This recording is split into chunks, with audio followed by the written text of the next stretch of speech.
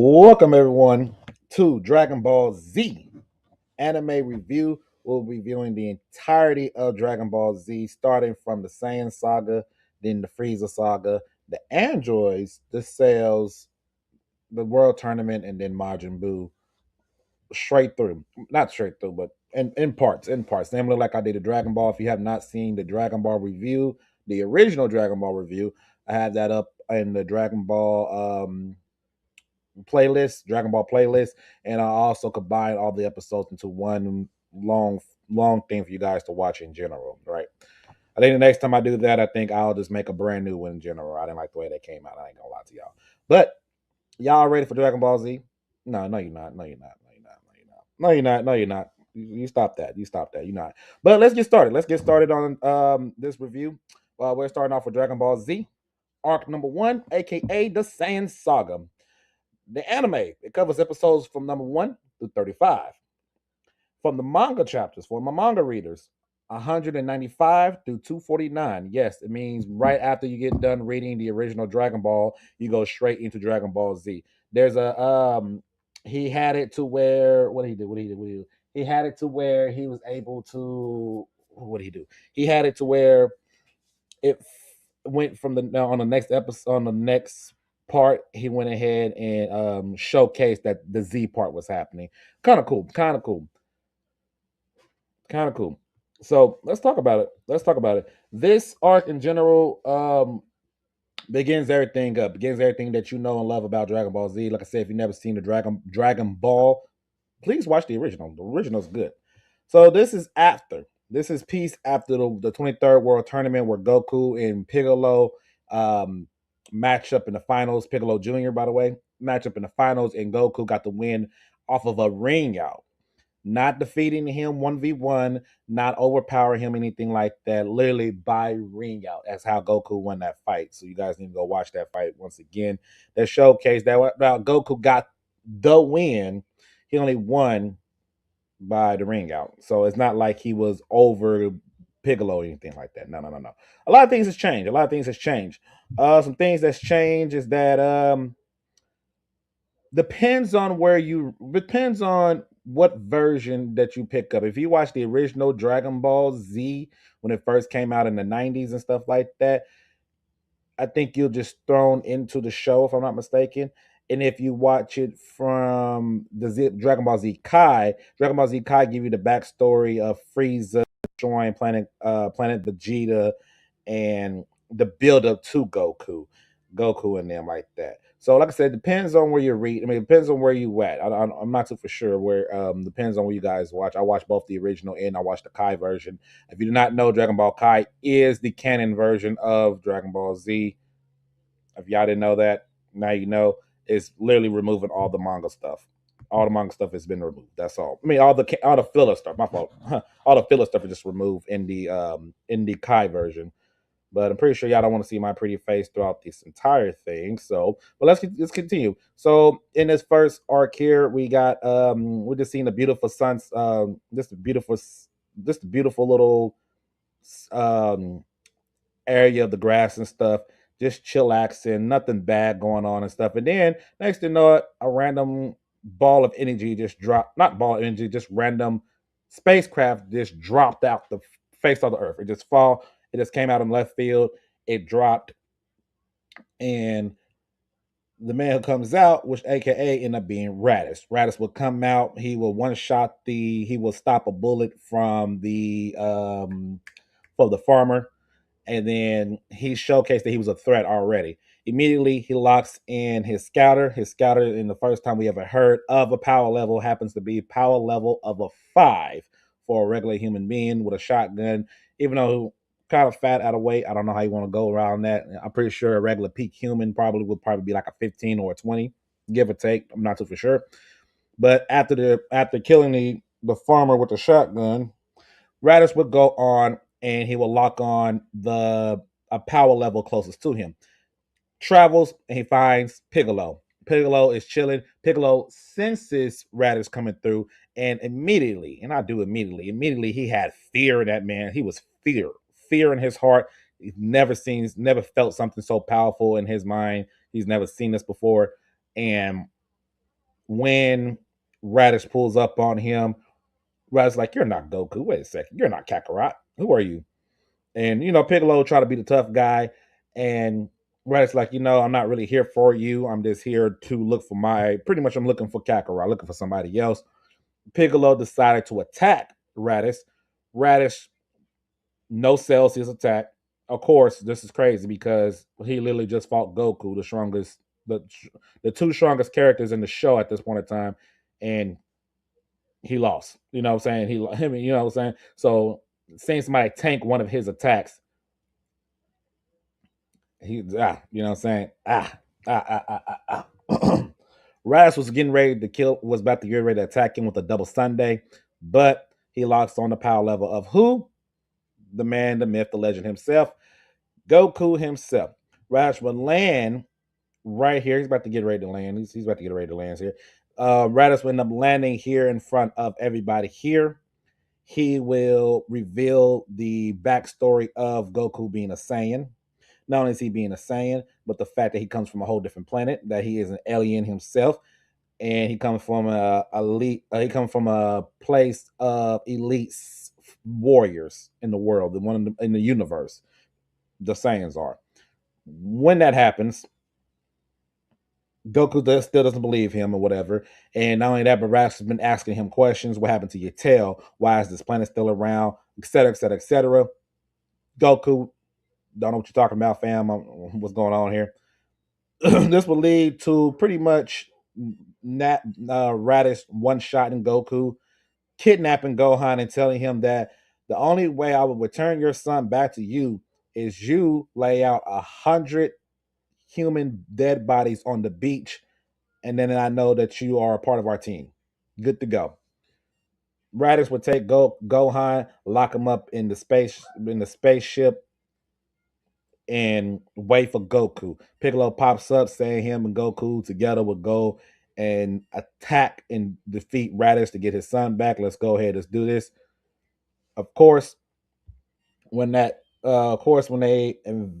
happens, I can get to that point over here. For that to happen, Goku and Piccolo dropping some of their weight to power up their power level a tad bit, but not nothing to make Raditz nervous, as you can tell. 2-on-1 happens right here. These two are going at Raditz, and Raditz is just no selling any of their abilities. They're not doing anything at all. And it's kind of ridiculous. It's this how you showcase that we've taken a new scale when kind of Dragon Ball. Dragon Ball takes to a brand new scale here. The fact that this guy is 2v1 and the two strongest people on the planet right now, and that doesn't matter to them. Eventually, it end up happening at the very end is Radish, Goku capturing Radish's tail, Piccolo charging up a death. No, it's not. What's the name of the attack? What is the name of the attack? Special beam cannon pierces through both Radish armor and Goku, killing Radish and getting the W basically. Not only that, but he hits the 2-for-1. He actually gets to kill Goku. You know what I'm saying? That's something that he was planning on doing. But Goku sacrificed himself. He dies because we haven't collected none of the Dragon Balls. Goku collected a little bit. I think he collected about 3 of them, I want to say. It's either 2 or 3 of them. 4-star, of course. And that's pretty much it. So we don't have the Dragon Balls right now.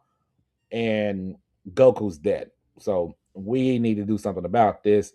Um, Found out Radish was telling them that he had 2 more partners coming to Earth that are just more powerful than him, which is ridiculous to say considering how much they struggle against Radish in general, especially with Piccolo losing an arm. But Piccolo did wait to after the fight to get his arm, grow back his arm, of course. And this will lead to a training arc. Yep, a big old training arc for everybody here to prepare for the Saiyans, prepare for the Saiyans in general. Let's go back a little bit. I screwed up. Da da da da. There we go. We can just route right there. That'd be cool. I guess that'd be all right.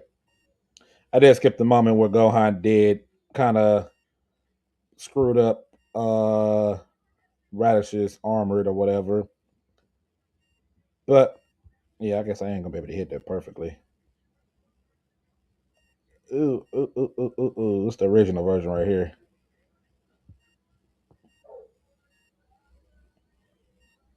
Yeah, it don't matter.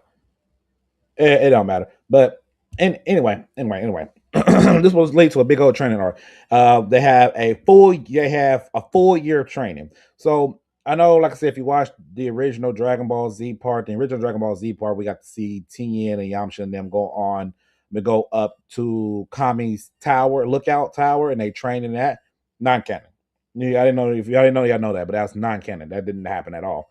They have their own training stuff off screen. The only person that we actually focus on is Gohan throughout his training process of how Piccolo was training him, basically making him survive. Basically, that's pretty much all that was watching him survive the entire battle, everything happening there, making him survive. Which Piccolo also that right there also created a Piccolo soft spot for him. You know what I'm saying? He created a real soft spot, and with that creating that soft spot, we can see a little bit of seeds of Piccolo eventually becoming a good guy. But that'd be later on.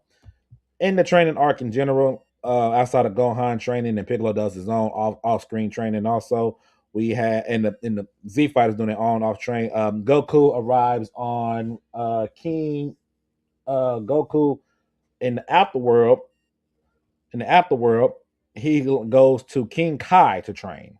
In King Kai training, Goku will learn two new techniques. One of it's called the Kaioken, and the other one is called the Spirit Bomb. Now, ironically, ironically, the very first version of the Spirit Bomb was actually just in his hand. You know what I'm saying? It was just a small little thing in his hand that he just, and that was the Spirit Bomb. That was the Spirit Bomb. It was just in his hand, and of course, we know about the Kaioken technique. That's pretty much it. And I guess technically, I guess the Z Fighters did go up there on the lookout, but they didn't go in the. I guess it was implied that they went inside. I mean, did the big old training thing. I'm gonna guess it was just applied that's what happened.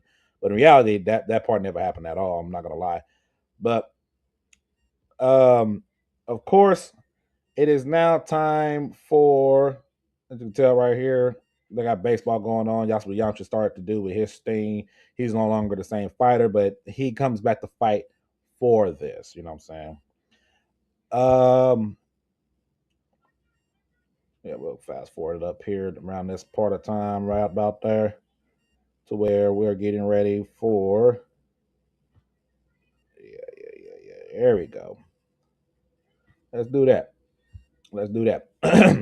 Now we here for a year has passed by from all the training for everybody. So a good full year training, a good full year training. Gohan goes from a non-fighter to a okay fighter. You want to say okay fighter, decent fighter? I don't know how you want to rank Kid Gohan. Kid Gohan wasn't too crazy in the very beginning, but he gets a full training arc. So now he learned how to fight, which is always good. This is the process and the next step. Vegeta and Nappa finally came up and showed up. They are like, it's kind of weak here. I'm not gonna lie. Let's go look for the Dragon Balls though. First thing we see is like Nappa one shot in the whole city because he can. GG. That showcase they're a threat. That should showcase that they're a threat like that. The non-canon version had a non-canon version showed Vegeta destroying a planet. Didn't really happen on camera and canon. It's not canon for it, so that's off canon. That's what I said, off canon or whatever right there. You can tell right here in this video right here, Piccolo's telling him to listen with his ears, and that's how you can be able to follow where they at, and that's how you can see them fighting. Like I said, that's not like I said, it's a full year training. It's for the young Gohan. Whining Gohan, the young Gohan. It's an annoying version of him, you know. Us Gohan fans, we gotta suffer, you know what I'm saying? We gotta suffer. Uh the Cyberman. Nappa planted the seeds for the Cyberman. The Cyberman pops up, and they're gonna run fades. That was the whole thing, was running fades. Yeah, it's kind of funny. Quite honestly, it's kind of funny, but they run fades. Yamcha runs the first fade with the first Cyberman. Yamcha actually won that fade. He actually won the fade. He actually won it. Sorry, but The Cyberman decided to blow himself up. Ironically, that made Nappa very upset. Well, actually, no, no, take that back. That's 10. Ah, I see the green. No, no, that's Yamcha. Yeah, anyway. Nappa was actually pissed that the Cyberman blew himself. He said, we're not doing that. What are you doing? What are you doing? Hey, we're not here to blow them up. We're here to have some fun. Why would you blow yourself up? So he was actually upset that the Cyberman did that. Like, what are you doing? Like, that's not part of the rules. The rules is you fighting. What are we doing? That's funny. That's I don't know about y'all, but that's funny to me. That's just hilarious to me. Um, so Yamcha gets killed first, and then that makes Krillin upset enough to destroy not only the rest of the Cybermen, but also target both Vegeta and Nappa with his attack. And of course, they didn't do nothing to Vegeta and Nappa. They just like, okay, that was nice. That was nice. That was real nice. And then now it was time for Nappa to jump into the fight. Nappa, the redunculous, and I do mean redunculous powerhouse that is Nappa, going against everybody. Showcase right there. Him and Tien went at it. He breaks Tien's, literally breaks off the man's arm like that. That is ridiculous, people. That is ridiculous. That was how powerful Nappa was, and that's like we never get to see that again. It's always the early series we see stuff that we never get to see again. It happens. It definitely happens. Anyway, Nappa pretty much one versus all. That's what he did. One versus all is what he ended up doing. Um, up until it was heard that Goku was revived back, and it was time for him to go back to Earth. So when he arrived back into like the atmosphere of Earth, where Vegeta and Nappa can sense him, that's when Vegeta said, "Kill all of them." Cause no, because they had a wait time. They was gonna wait for Goku to get there, and then they waited. They waited long enough, and then when they felt Goku's energy on the planet headed their way, Vegeta said, "Screw all that, kill them all. We'll just watch the dead bodies. We'll just have him be angry at us. That makes it even more fun." So, so you had Chaozu using his explosion to try to take out Nappa. Didn't work. Nappa ended up taking out. So Yamcha's already dead. Chaozu's dead. Tien goes next. Piccolo's up next because he dodged. I mean, he blocked an attack from Nappa that was going to kill Gohan. Showcasing once again, Piccolo has gone soft a little bit, and he's soft because why would he do that? He does that, and then Krillin is pretty much beaten to a non-movable body part. He was pretty much non-movable. Gohan, same thing there too. Nappa was just a monster. Nappa was just a monster, just showcasing what you gonna do about it. What you gonna do about it? And then right before Nappa was getting for the killing blow on Gohan, that's when Goku appeared, saved both of them, gave them a Sisu beam, and then we get a Nappa versus the Goku. Really short fight, real quick fight, real disrespectful fight. Man, sitting on the man's head. See, Goku really. There's that. Real quick, back to forth. Um, Goku showcasing how strong he was, showing that he was part of the. Now he's running from a low class to an elite or mid elite level. Saying after the 1 year after the training he's done, and then we move over to pretty much the final battle and the final small thing here, and that is Goku versus Vegeta.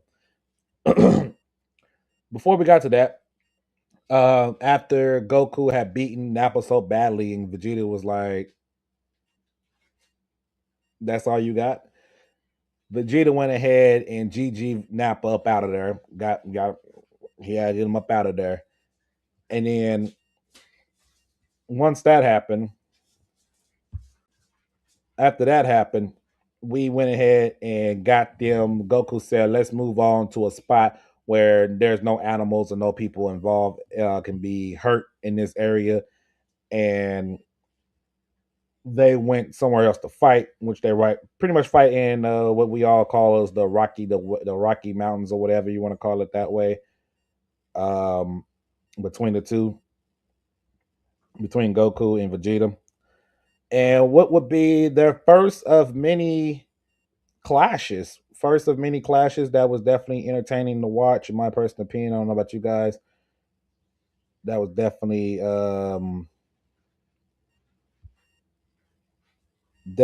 a fight to remember.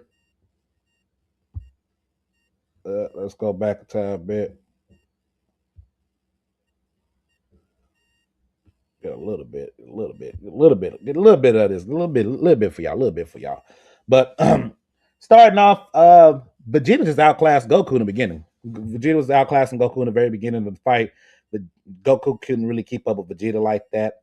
Vegeta was too fast when he started using some of his real strength. Vegeta was too fast and he was hitting too hard for Goku to keep up. That's when Goku went ahead and unveiled the Kaioken technique, passing his body part past his limit, just to match Vegeta for strength and then outclass him that way. Vegeta gets irritated. He gets very irritated real quick. Decided that he was going to use the Gallic gun. He power boost the Gallic gun to its maximal limit to where he said in his voice. So this is where for us debaters and stuff that we got to take stuff with what they said.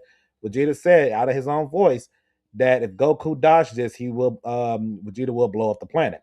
Earth will be gone. It'll be history. So Goku matches Gallic gun with the Kamehameha with the Kaioken boost and send Vegeta out into pretty much what the outskirts of the Earth. I don't know, the surface of the Earth. I don't know how you want to discuss that, but he sends him far away. Vegeta gets angry, can't believe he got hit with that, and then Vegeta was like, you know what? I'll just beat him. I hate to use this, but I do it anyway. He was looking for the moon. The moon's been destroyed. Forgot to say that earlier. Piccolo destroyed the moon doing Gohan's training arc because Gohan transferred to a grade 8. He said, we ain't doing that no more. That's probably their secret power.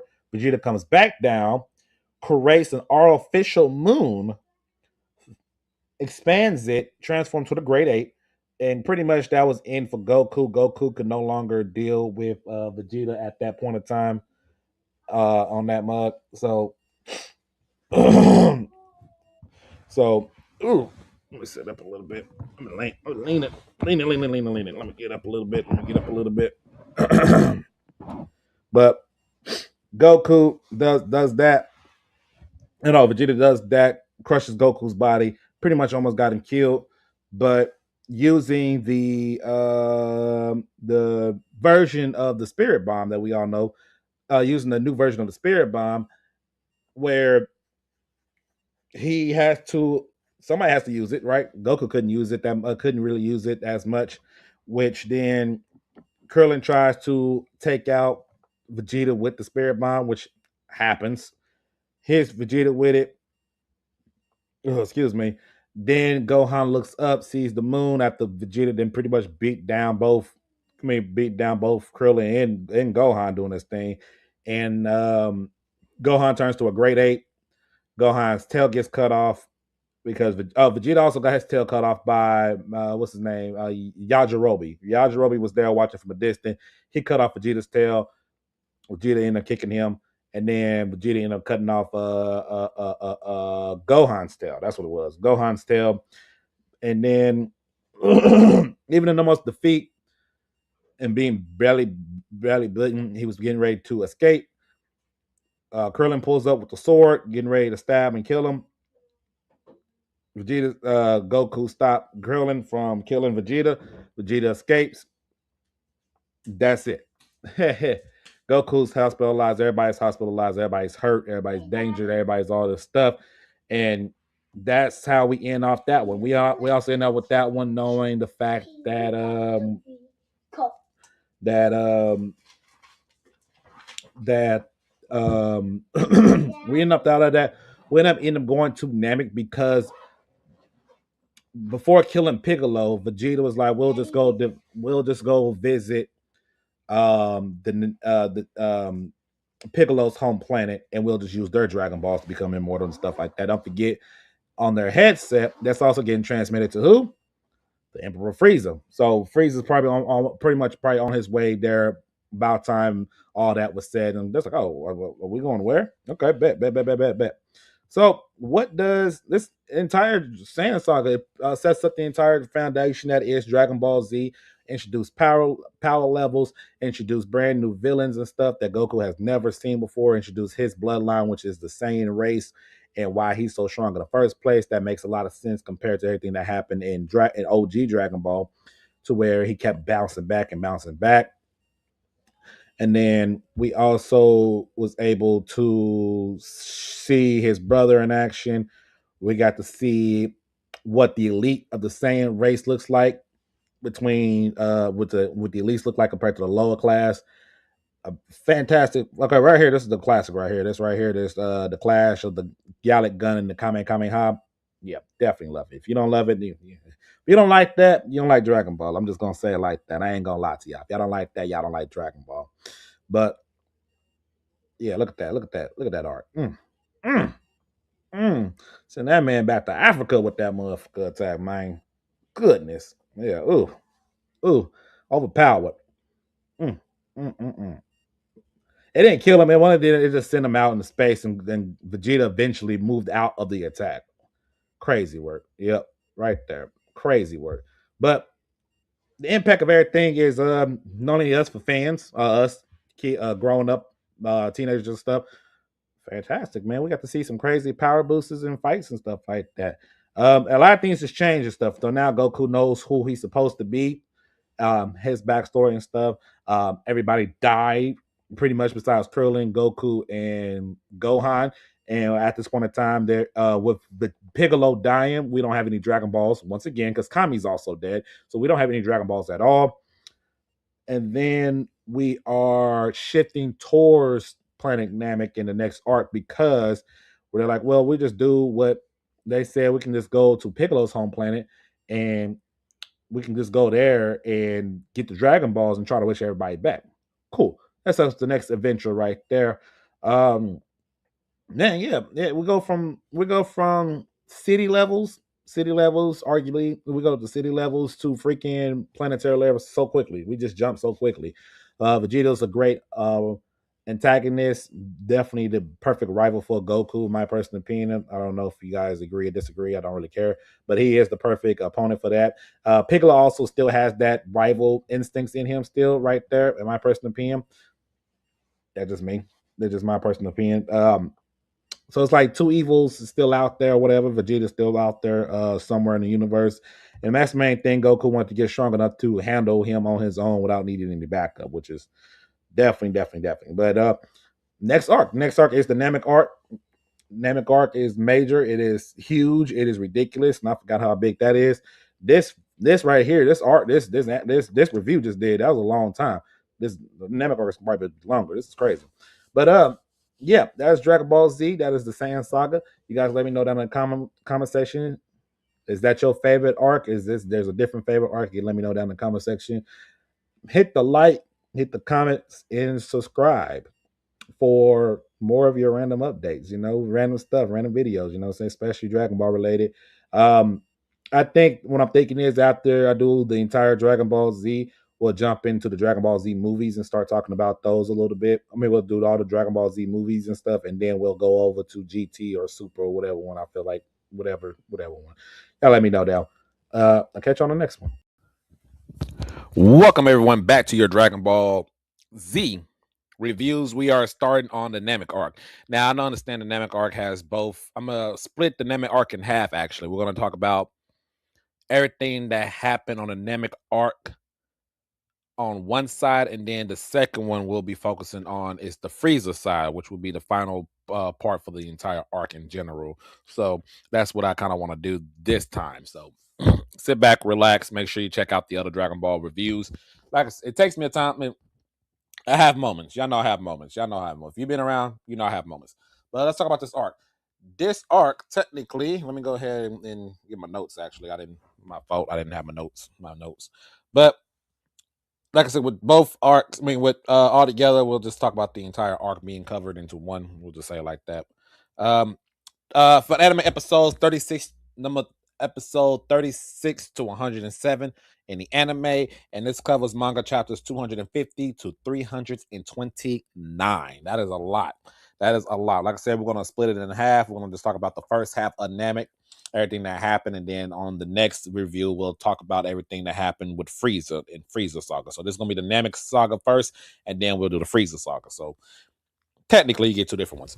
So with Earth, Dragon Balls gone after Piccolo's death, the heroes travel to Namek, Piccolo's home world, to revive their fallen friends. But Namek is already under siege by the galaxy's most feared tyrant, Lord or Frieza. So this is after everything.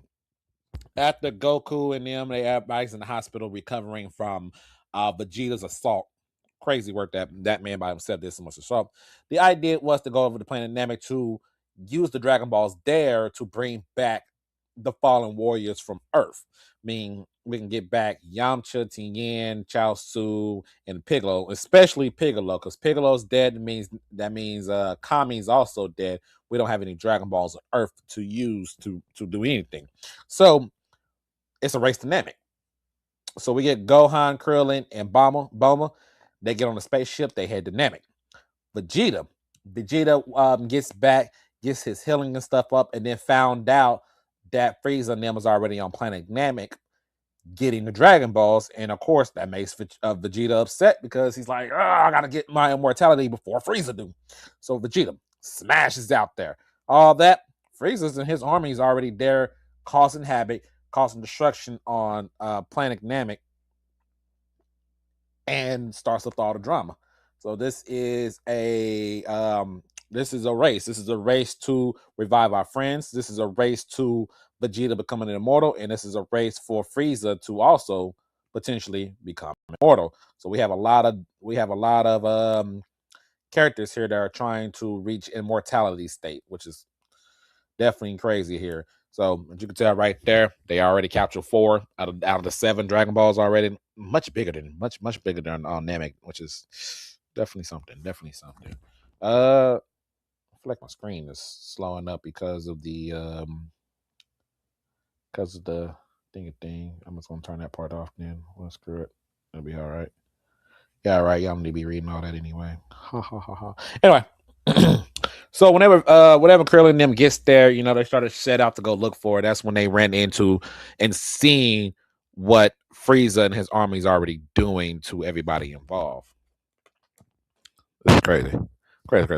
They already seen what Frieza and Frieza's army is already involved, so they already take a picture look, which is kind of interesting that they wouldn't know exactly what Frieza and them look like because they see him. Oh, I guess because they see him from a distance, not so close up. That makes sense.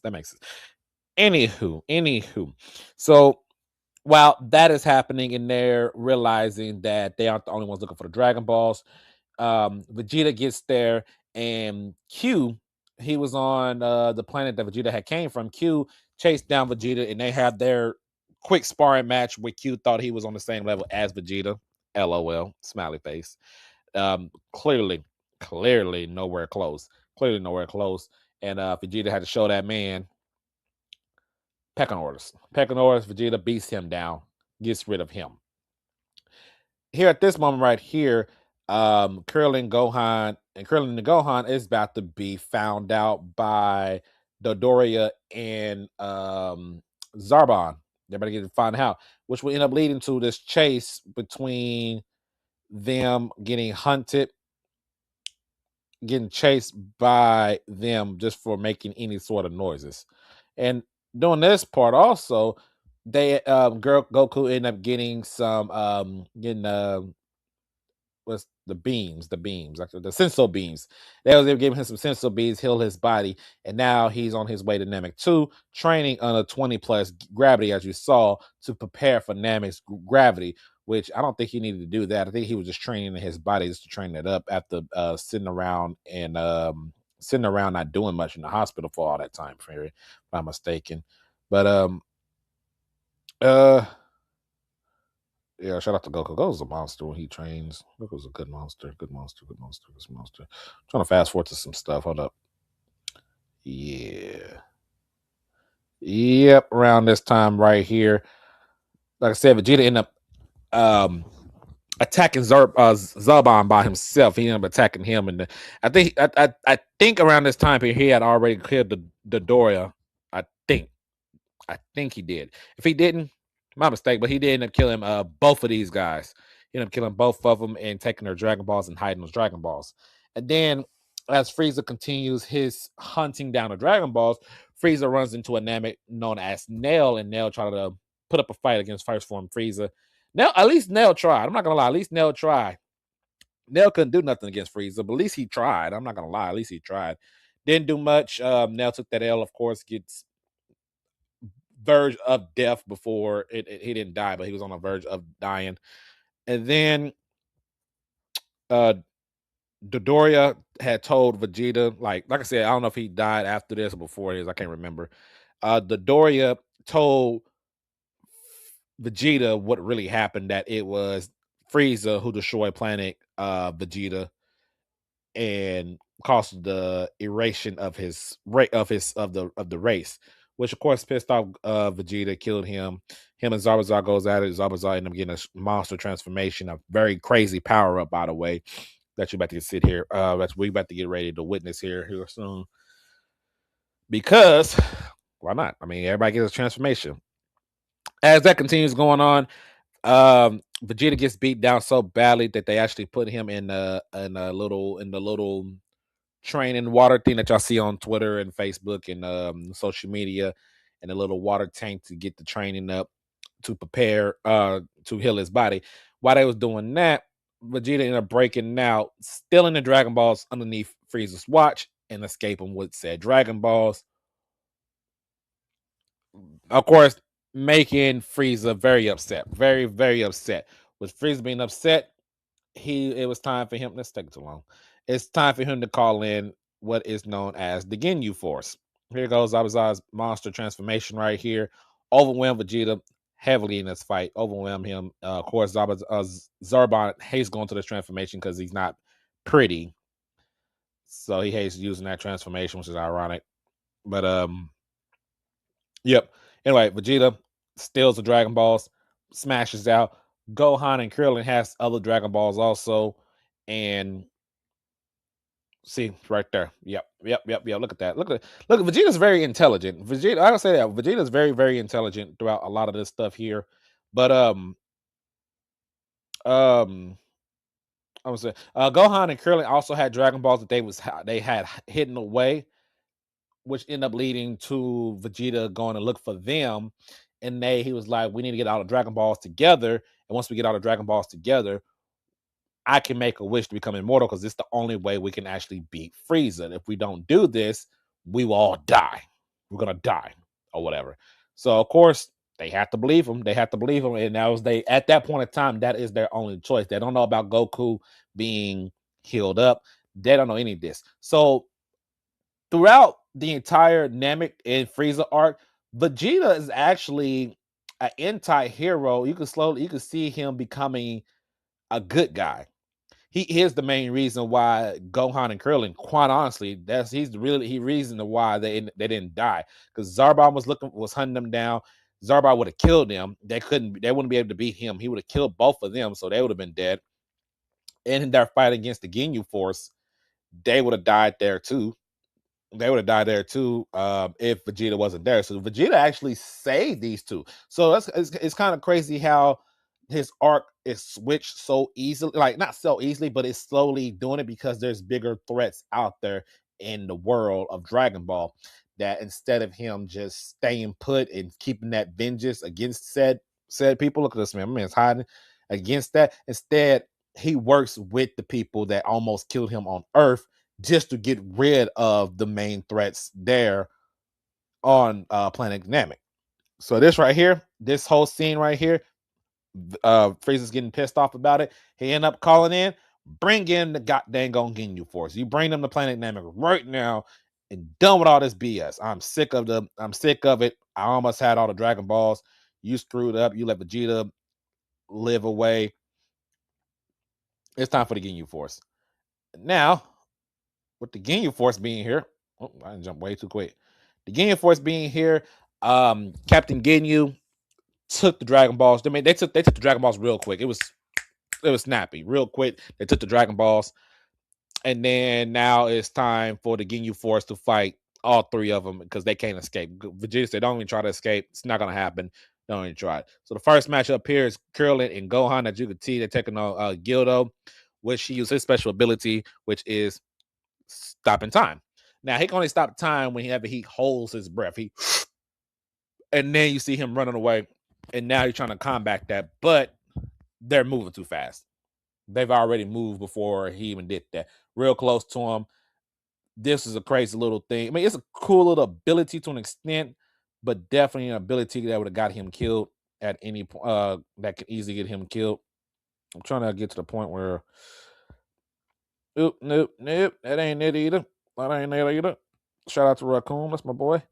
But they would have died because they froze. Gildo froze the time. He was getting ready to kill them, and then Vegeta takes his head off. GG, once again, Vegeta saved them. Then it's time for the battle with Raccoon. Raccoon is locked and loaded. He's ready to fight. Him and Vegeta end up going at it in their little fight. I'm gonna go ahead and just fast forward to that part. It's taking too long. They end up having their fight against 1v1. And Raccoon is just a freaking tank. There was nothing that Vegeta did. Like all that stuff, throwing him against the draws, unleashing this energy blast straight at Raccoon, which I thought it was the final flash, but it's not a final flash at all. It's probably the beginning of him thinking of creating a final flash. Let's be honest here. He unleashes all this attack on Raccoon, and Raccoon just straight up just tanks it. He's like, that was nice, Vegeta. It's my turn now. Raccoon just straight up just dominate Vegeta, beats the crap out of Vegeta, just takes him down, beats down both Krillin and Gohan with no problems. It reminds you of Nappa fighting the Z Fighters. It reminds you of Nappa fighting the Z Fighters because Nappa pretty much did the exact same thing Raccoon did. It's a lot more more devastating because Raccoon is like on a different level. It's like on a whole different level. Vegeta has already got his Zenkai boost and everything. I mean, look at my man's. My man's stand there. All right, that was a really good move, go Vegeta. It's my turn now, and he just tanks it, and then he just beats their tail real quick. You know, he just beats them down. Finally, Goku does show up on Planet Namek, heads straight to the Ginyu Force, give Sensu beams to everybody to make sure they're good to go, and then Goku go ahead and just dominated Raccoon real quick, defeated Barta and defeated Chase to an extent, even though Jace did get away. And then Captain Ginyu pops up to get that 1v1 with Goku after seeing Goku's power increasing from the Kaioken technique. And those two end up going at it for a little while. Captain Ginyu, I said Berta. Captain Ginyu and Goku go at it for a little while. Captain Ginyu realized he cannot beat Goku and decided to injure himself. See, look, that's crazy. He started to injure himself and swap bodies with Goku and try to use Goku's newfound power. Did not work out because he got to learn about the techniques, and that was something they was talking about right there. Was learning more about the techniques and stuff, which of course they never heard of. I mean, how they supposed to hear about a technique like that? You know what I'm saying? What's going on here? I feel like there's a lot of bone stuff going on here. Yep, there it is. So they end up fighting against Goku. Yeah, all this stuff happened right there. Captain Ginyu and them started going against Goku, and they're still using the Scouters because they don't know nothing about the Scouters and stuff, and that the Scouters really don't work that well against them because they can just hide their powers. Vegeta ended up killing Jace, and then Captain Ginyu was getting ready to switch bodies. I think it was with Vegeta, and Goku used a frog. Goku used a frog to put Captain Ginyu inside of a frog, and that's how that battle ends. Vegeta ended up putting Goku in the little water tank that he was just in to heal his body as everyone gets prepared to fight against Lord Frieza. So yeah, bunches, like I said, dynamic arc is a bunch of stuff going on. Bunch of stuff goes on here. A lot of fighting. Look at them, like a lot of stuff happens here throughout this entire battle, and yeah, it's definitely a big point in Dragon Ball. This is where everything really starts taking another step forward because you have to follow up from the Saiyan saga into this saga, and that's exactly what they end up doing. They follow up beautifully. right there. Like I said, change. And Vegeta doesn't know about the ability for some reason. He doesn't know about that ability. I thought he had seen that ability at least once. Goku, like, nope. You can take the frog instead. You're not changing. You're not taking one of us. But yeah, man. Good stuff. Good stuff. Nemesis, good stuff. Definitely a really good arc. Solid arc for the Dragon Ball Z universe. But that's pretty much it. Like I said, we're just gonna do the first half, which is Dynamic Park, and then on the next one, we'll be focusing on the Frieza saga, which means finishing out the rest of the arc, introducing the legendary Super Saiyan and Frieza himself in the midst of battle. So that'll be on the next one. Take me a little bit to record these sometimes. Sometimes my house is loud. Sometimes I'm just not into it. My apologies, y'all good to go. But make sure you guys hit the like, comment, and subscribe for more of your Dragon Ball and anime reviews in general. And I'll catch y'all soon.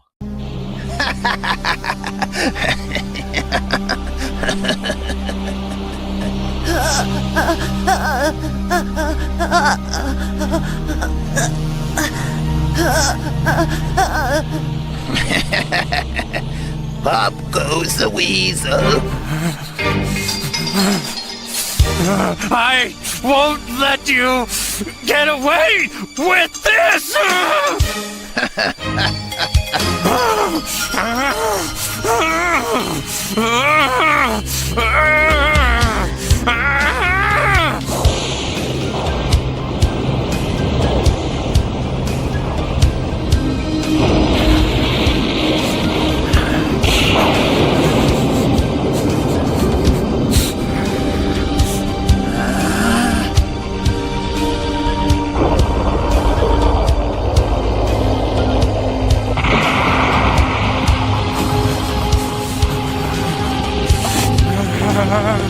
I won't let you!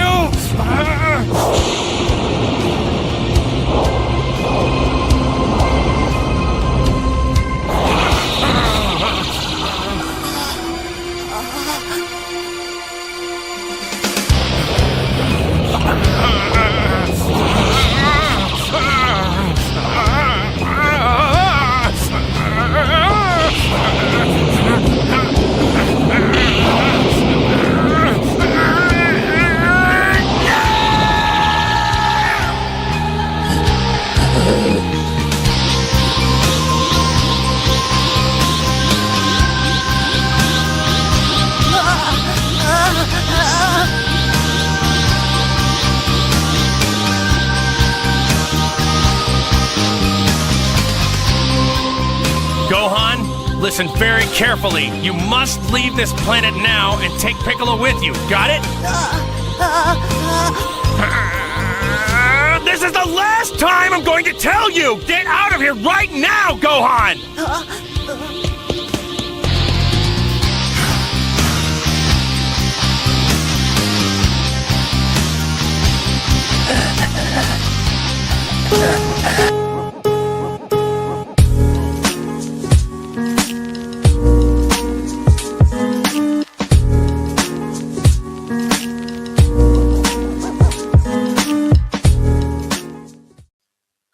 Picking up where we left off at, we are now focusing on the entire Frieza saga of Dynamic Arc. I decided to split them up in two spots. In this arc here, as you saw from the very beginning, this is when the legendary Super Saiyan has arrived.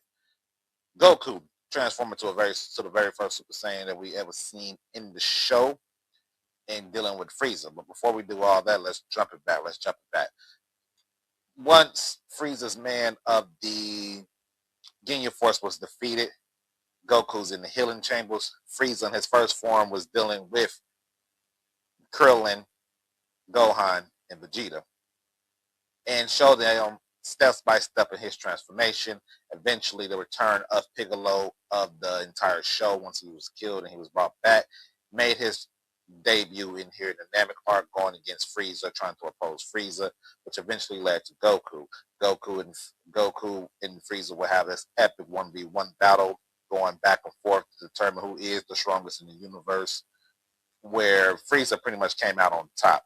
Now, Frieza came out on top after Goku had to use the Spirit Bomb to try to blow up Frieza, thinking he got the W, using all that energy that he got from Planet Namek to destroy Frieza. Frieza make his return. He ended up killing Piccolo. He ended up killing Krillin, which ended up triggering what you saw in the beginning, the Super Saiyan transformation.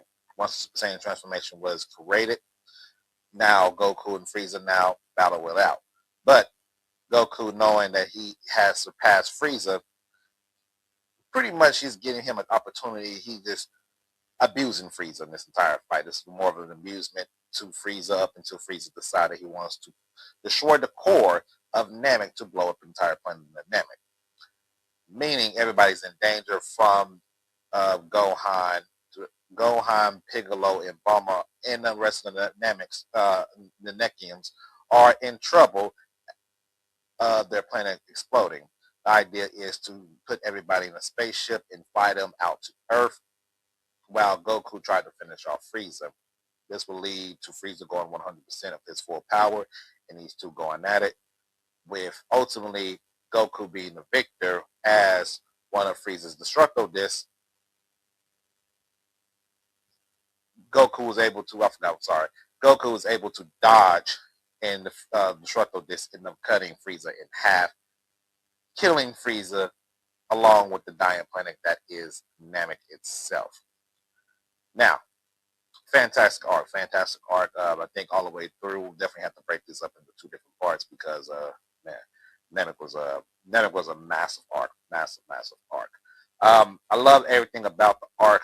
We get the drama from the Saiyan Saga. We got to see Vegeta pretty much go from the main villain to the anti-hero. He wasn't a complete hero in this entire thing. He was just the anti-hero of this entire thing, to where he gets the Namek first. He still beats down on the Namek, still showcasing that evil side, but at the exact same time, it's for a good cause, knowing that Frieza is the bigger issue here. And with Frieza being the biggest issue here, we wanted to ensure that someone else, we rather have, pretty much we kind of want Vegeta to be we rather deal with Vegeta than we want to deal with Frieza. And that's pretty much how this whole arc was. This arc was more of a hide and seek game. That's what it felt like, a big old hide and seek on an entire planet. We're hiding from Frieza and his soldiers while also trying to seek out all the Dragon Balls so we can make our wish back on Earth to get everybody back. That's the beauty of it. I think that you can almost limit it down to just that. Of course, we got to hear other information, how Planet Namek was destroyed by Frieza. The fact that Vegeta decided that it was best to turn his back on Frieza, knowing that Frieza was, I guess not knowing that Frieza was way stronger than him, one can argue. I guess Vegeta thought he had the opportunity to defeat Frieza by himself, or had a chance to just destroy Frieza, but of course that wasn't the case at all. Frieza humbled him very quickly, especially when he got to his final form state that you see him now versus Super Saiyan Goku in this video here. We got to see some growing from Gohan and Krillin. I feel like a lot of this stuff here, I mean, let's be honest, a lot of stuff here kind of affected Gohan the most out of anybody, in my personal opinion, throughout the whole entire Dragon Ball series. I mean, he's like 4 or 5 years old. He goes to Planet Namek to do this hide and go seek stuff where his life is literally on the line, and then he pretty much gets his neck broken by a full adult. You know what I'm saying? His neck is broken before being revived back with the Senso beam. And then dealing with a tyrant like Frieza and potentially watching the entire planet get destroyed in front of his eyes. It's a lot of stuff that happens to this young boy throughout this entire Dragon Ball Z stuff.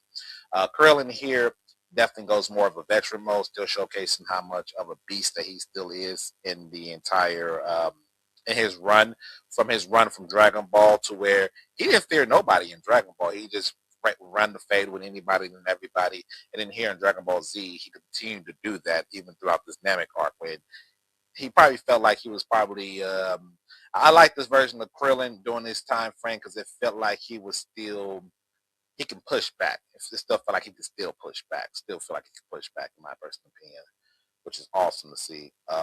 Definitely.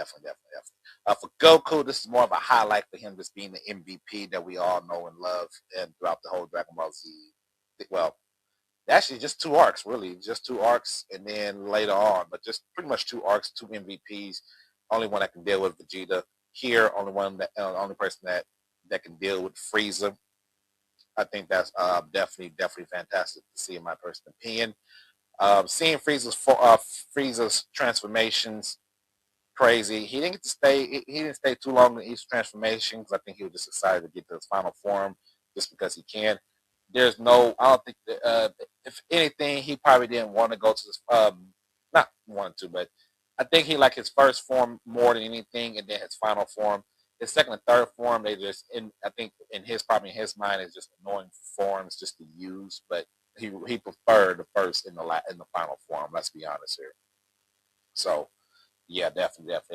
Frieza army was at its absolute peak here. As you know, later on in the series, in Super and stuff, his army has decreased so badly that Master Roshi apparently can go toe-to-toe with them. That's how you know the decrease with the army.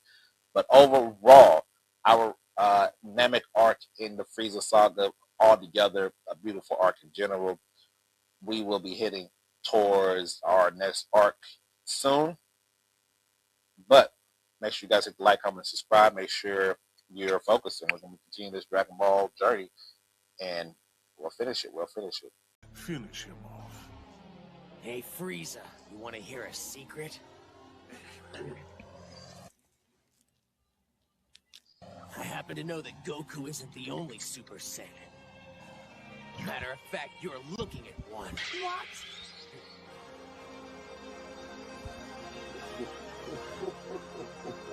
You almost had me there.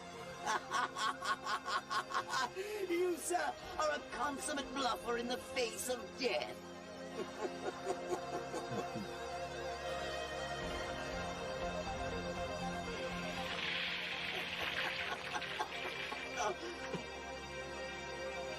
What's going on?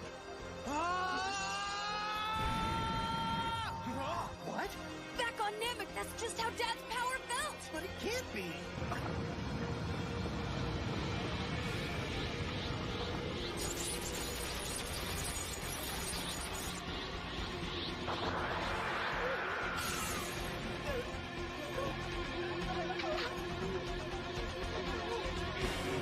So this is a Super Saiyan. He keeps those eyes. He has the same eyes. You look like you've seen a ghost, Frieza.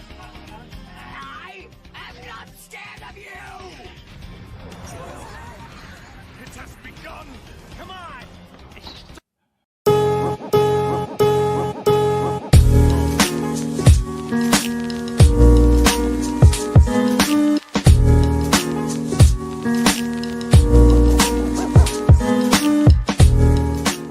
My apologies. Welcome to the Android saga of Dragon Ball Z. As you can tell right here from this entire beginning, a young man from some sort of future pops up. Not only does he pops up and he wipes out not only Frieza, but his father, King Cole, after transforming to what we all know is a Super Saiyan. This young man happens to be Trunks. Trunks comes from a different alternate future to where after defeating Frieza and King Cole, we find out that we have a new people coming. And these people happens to be known as androids.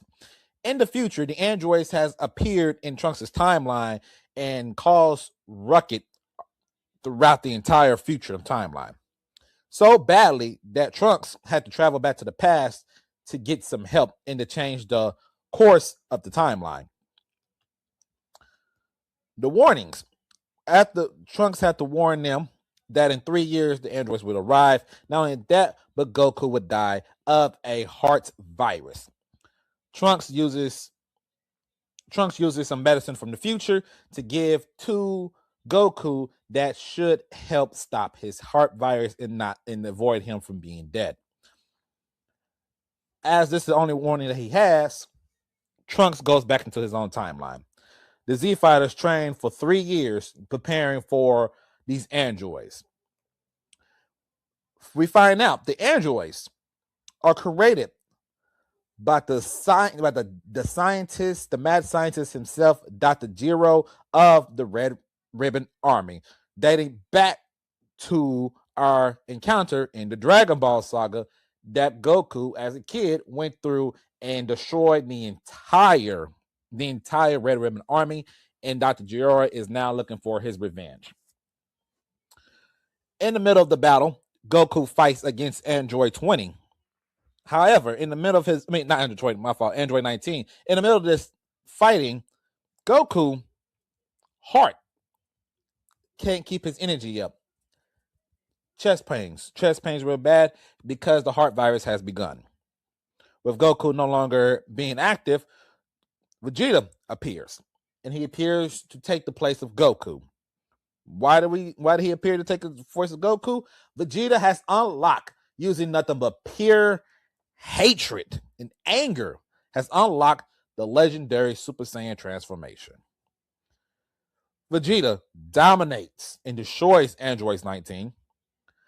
Android 20, Dr. Gero himself, runs off, speeds away to go awaken the next 2 androids.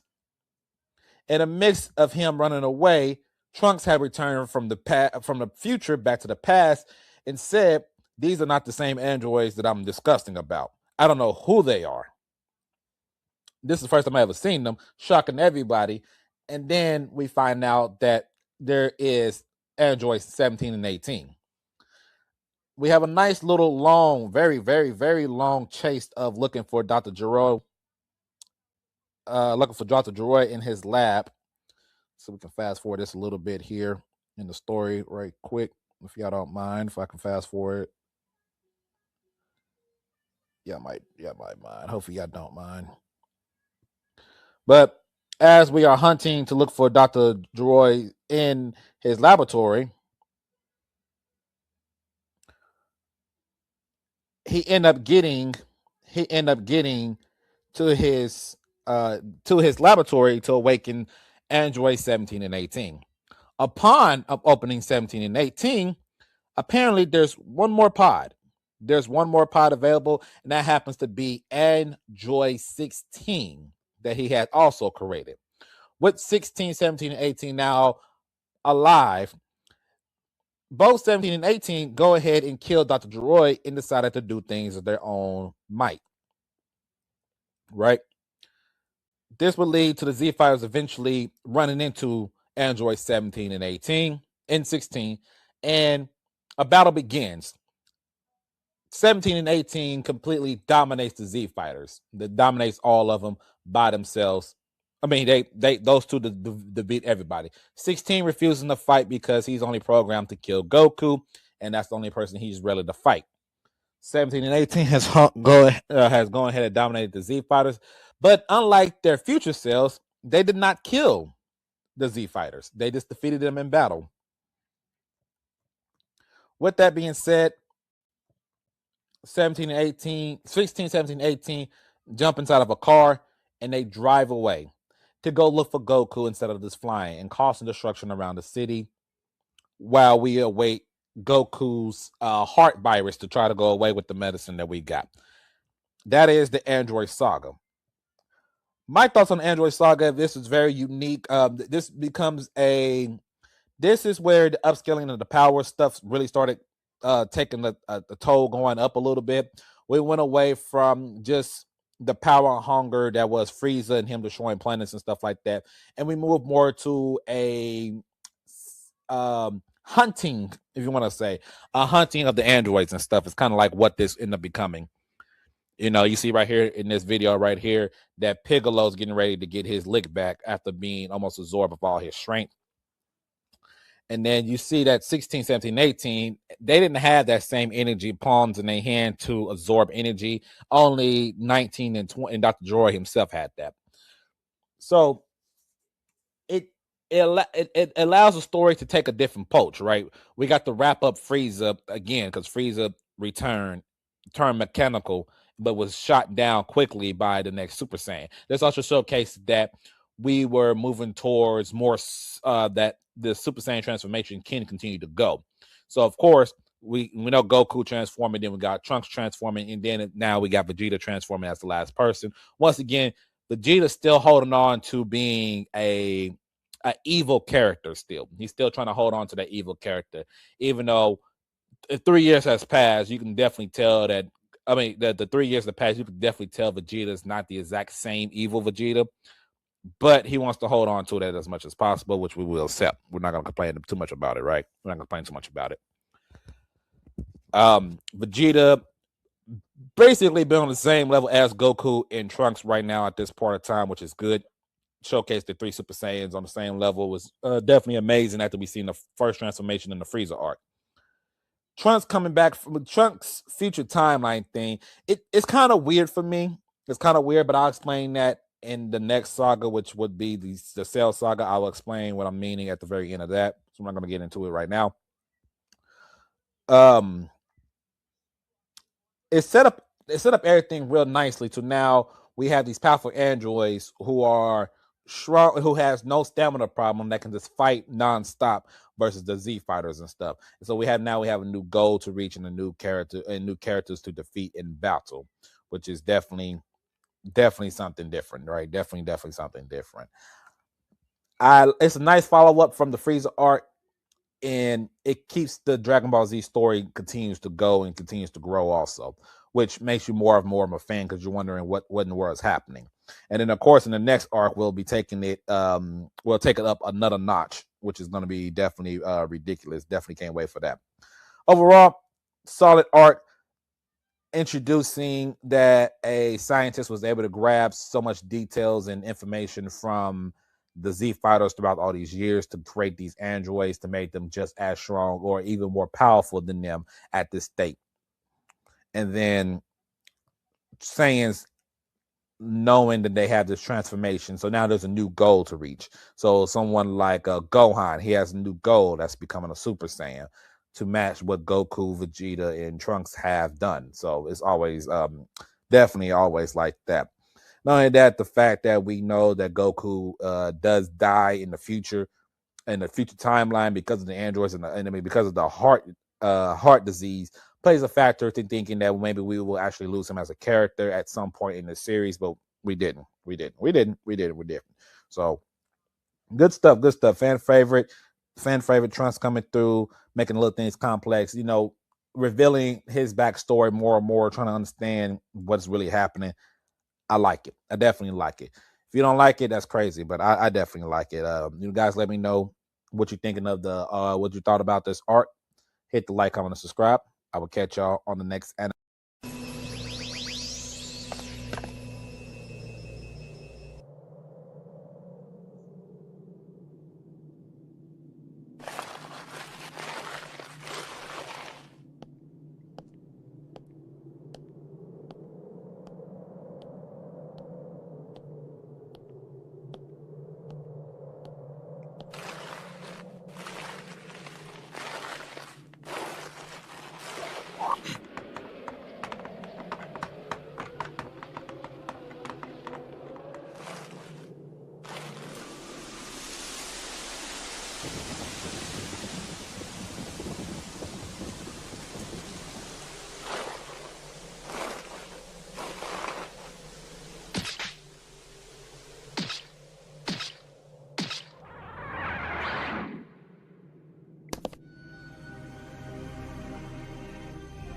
Took you long enough, monster.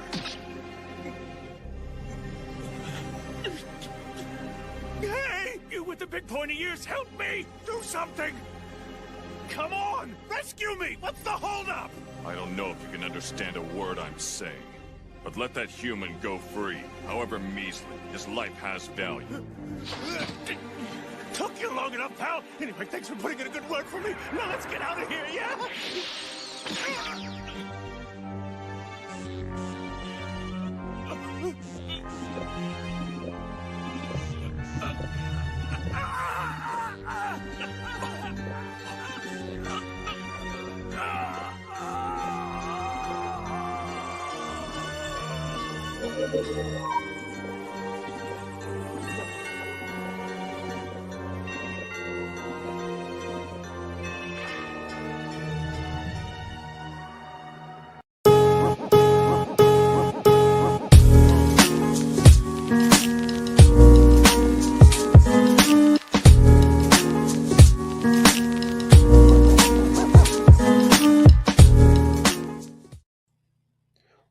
welcome everyone to the Cell Saga of Dragon Ball Z.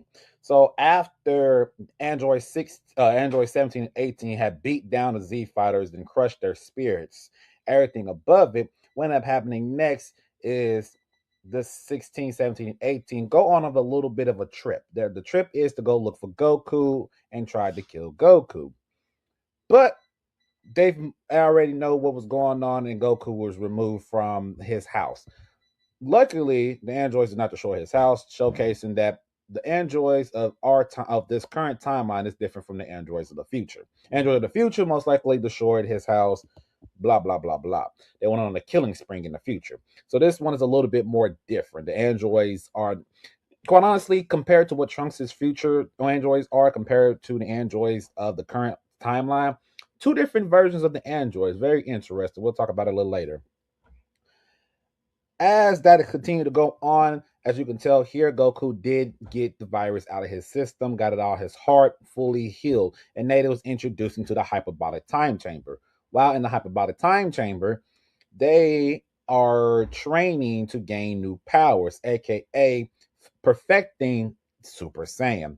If you guys don't remember that, in the Frieza saga, becoming a Super Saiyan was one thing.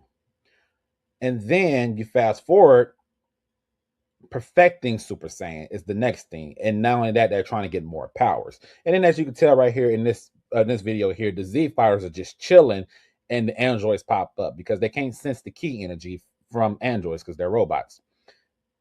Here in the future part, they would have killed everyone here with no problems. Actually, here, they didn't kill nobody. We get Android 17 and Piccolo go out into a random island, and they do, I think, in my personal opinion, one of the best fights in the entire Dragon Ball Z history, in my personal opinion. One of the epic fights between the two is what up happening here. In the mix of them fighting, there is a new threat that has come along way beforehand. His name is Cell. Cell is a bio android from the future, from a future timeline that came here to this timeline to absorb Android 17 and 18 to get to his perfect form. Here's the problem, though. Running into Piccolo, Trunks, and Krillin and company, Cell realizes he is not strong enough to even deal with the Z fighters at their current strength.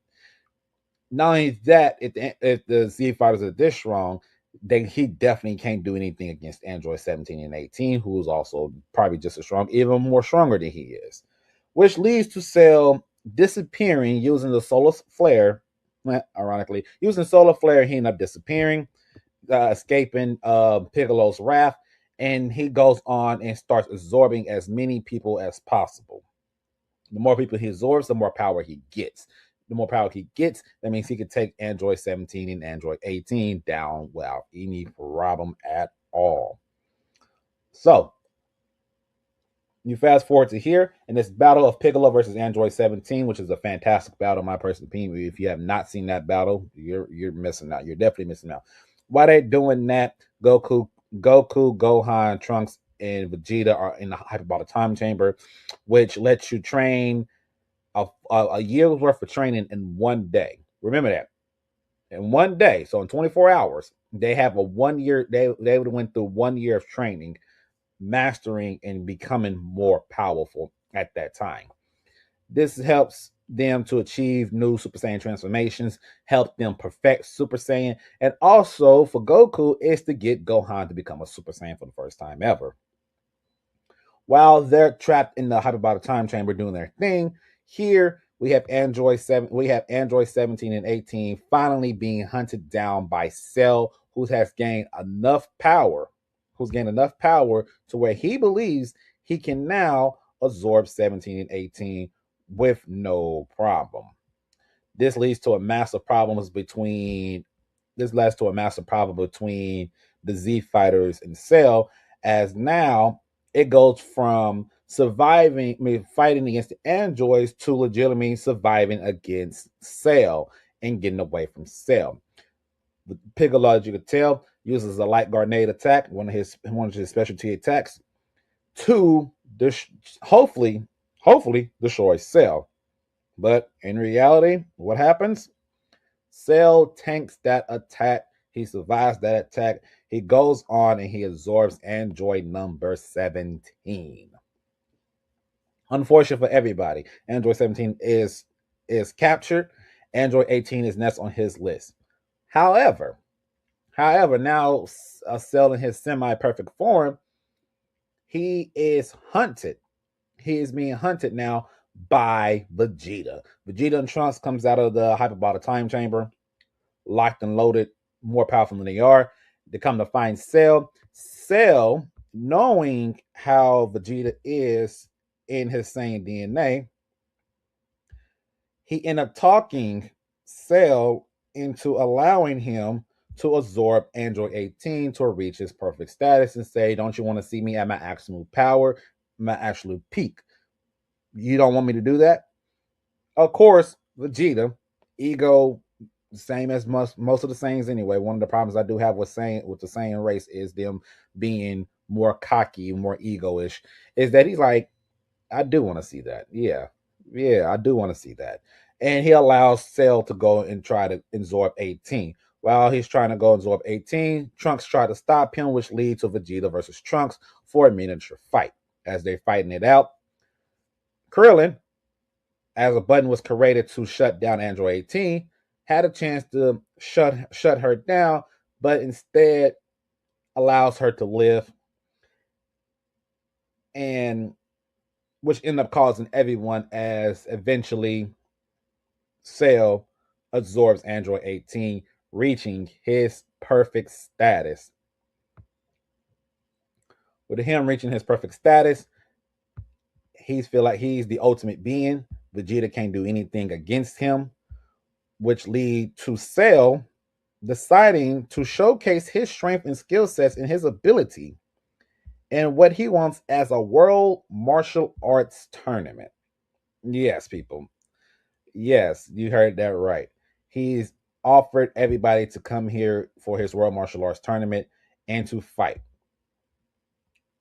Have opportunity to fight him 1v1 in this said tournament. Anybody and everyone's allowed to come and fight. Bring as many people as possible to fight Cell. So the first person who challenges Cell into the Cell games, it happens to be Goku. Goku's the automatically. Goku saying he is stronger than everyone around, and everyone else just need to butt out of it. I take that back. Let me rephrase that. Mr. Satan and some of his colleagues try to fight Cell, and Cell just no diff them aura form. Get him up out of here. Gone somewhere. Funny moment. And then Goku steps up to fight Cell 1v1. Cell and Goku goes at it, fight at their maximal power. Well, Goku is fighting as strong as he can at this point of time, which end up having the ring the ring is starting to collapse, and Cell throwing out the rules of, all right, no more ring outs. We fight until we can't fight no more. Let's just do that. And that's what ended up happening. They ended up having this fantastic fight going back and forth. But at the end of it all, Goku cannot beat Cell. Goku even admitted that he is no match for Cell. Cell is more powerful than Goku gave credit for, even using a instant transmission Kamehameha and blew up the upper half of Cell, and Cell just regenerated. There's nothing else that Goku can do, and he quits. Yes, for the first time ever, Goku decides to quit the fight and says there's only one person that's stronger than him out here, and that happens to be Gohan. Goku would then give Cell a Senso Beam, which is okay.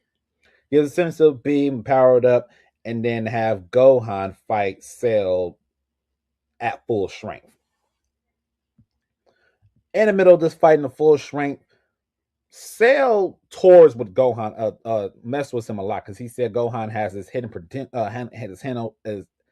potential so much, and that he's getting upset that he's not using his full power against him. Even though Gohan is screaming that he is, in reality, he was not. He was not tapping into that hidden potential of his, which allows Cell to create the Cell Juniors. And the Cell Juniors would go on and fight and torture and destroy the Z Fighters one by one. They are destroying him and stuff like that, up until the point to where even Android 16 ended up being killed by Cell himself. Once that happened, the rage of watching his friends and getting beaten down, and then watching Android 16 being destroyed like he was, Gohan's rage and potential finally popped out for the first time. And what ended up happening here is Gohan snapping into what we're about to see here.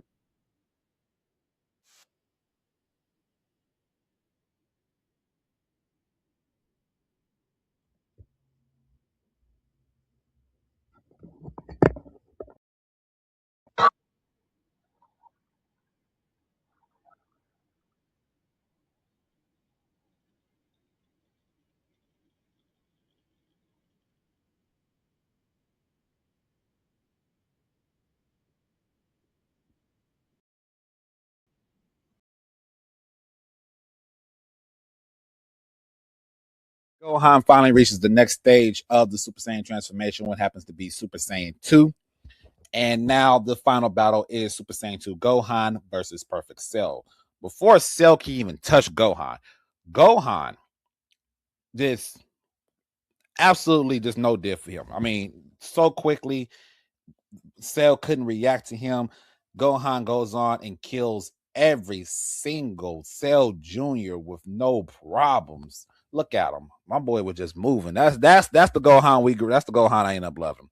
The man was no different. The man beating his tail, destroying the Cell Juniors 1v1, pretty much just wiping the floor with him. And then, so arrogant, as a Saiyan, drunk with power, something we'll talk about again in the future, Gohan allows Cell to self-destruct, but did not know the self-destruct would destroy the entire Earth, and Gohan has no defense to that into protecting Earth, which would lead to Goku sacrificing himself in King Kai and King Kai's planet, tragically, sacrificing himself to have Cell blow up on King Kai's planet. Goku is dead. This would be a major turning point in the entire Dragon Ball Z theme, because the main character of the show is dead. But we also now have Gohan. We have Gohan taking over. He's sad. Everyone's upset about it. But then Cell returns way stronger and got a Zenkai boost. Now, the Zenkai boost happened because Cell has so many people's DNA, including Saiyan DNA. So his body, yes, it exploded, but it left just a little bit for him to regenerate and to gain more power, which led to Gohan and Cell going at it again. The problem was Cell was now matching Super Saiyan 2 Gohan for a little while, which that was no good for anybody. In a final clash, a final clash between two Kamehamehas of Cell and Gohan, which even Goku from the afterlife is trying to guide Gohan to completely just push through him. Just push it through him. You got it. Let's push him. Let's do it. What are you doing? Let's do it. And Gohan feel like he can't. Vegeta, hurting everything, watching his son Trunks getting killed in front of him. Vegeta uses a desperate attack that distracted Cell long enough for Gohan to unleash the final Kamehameha, the one-handed Kamehameha, walking with it, absolutely disintegrating, not destroying, disintegrated Cell. Let me fast forward that part. Let me get to that part, my boy. Hold on. Right there, look at my boy Vegeta. Vegeta coming in clutch right there. Vegeta coming in clutch. That nice distraction right there leads to a maxed out one-handed Kamehameha, strong enough to destroy and to disintegrate Cell, finally, and getting his W that we all have been waiting for. Beautiful moment to where it's a beautiful moment. Beautiful moment. Gohan became the greatest character in fiction at this point in time, in my personal opinion. He was the greatest thing. He was the greatest thing since Sliced Bread walking around here, showcasing his strength. It was beautiful. Definitely beautiful. Definitely beautiful. There's a lot of things to talk about, though. Let me let that go through. Yeah, disintegrated that man. He couldn't record. He couldn't. Yeah, Gohan disintegrated that man's, and yep, all that gone. GG, get him up out of here. Ooh. Love those blasts. I don't know why. But Dragon Ball has that beautiful blast and they send them out. Ooh, it's always beautiful. But let's talk turkey, though. Let's talk turkey. Let's talk about. So, what did all this do? What did all this do for Dragon Ball as a whole? For a lot of people, this was the ending to Dragon Ball. This was it. Dragon Ball Z could end here. I think everybody would have been happy. There's some things I still don't understand. One thing comment down section. Comment down below. One thing I don't understand is the whole future timeline crisis, is what I call it. Trunks came from a different timeline. We've seen his future timeline. His future timeline has the androids. That's one timeline. We have the current timeline with Gohan and them, with Goku and them still alive, right? We got that timeline. There's a third timeline to where Cell comes from. He talked about it, but I'm still a little confused about that third timeline, because in that third timeline, it's like I don't know exactly what was said. I feel like he was saying that the androids didn't exist in his timeline or something crazy like that, and then he traveled to Trunks' timeline, and then in Trunks' timeline, the androids were too powerful for him to absorb. He was too powerful for him to absorb, which ended up which led him to our timeline, make him go back to our timeline to where he can grow and he know that the androids would be around, and then he grew to becoming perfect Cell, something like that. So that's three timelines being affected by the future Trunks thing. And that's not the first time, because later on in Dragon Ball Super, when we get to reviewing that same concept happened again. But we'll explain that. I'll talk about that when we get there. That still throws me off to this day. Maybe I got the timeline wrong. Am I tripping? Let me know in the comment section. Was the Cell that grew up in the current timeline, is that the exact same Cell from Trunks' timeline, or was this a third timeline he was talking about? Because I know in the future timeline, Cell said it himself, he couldn't absorb those androids because they was way too powerful for him. But in this timeline, he could. But I feel like there was a third timeline because he didn't. Because even so, whenever Trunks goes back to the future, Trunks defeats both 17 and 18 easily. By the way, very easily. By the way, and then Cell appeared. But.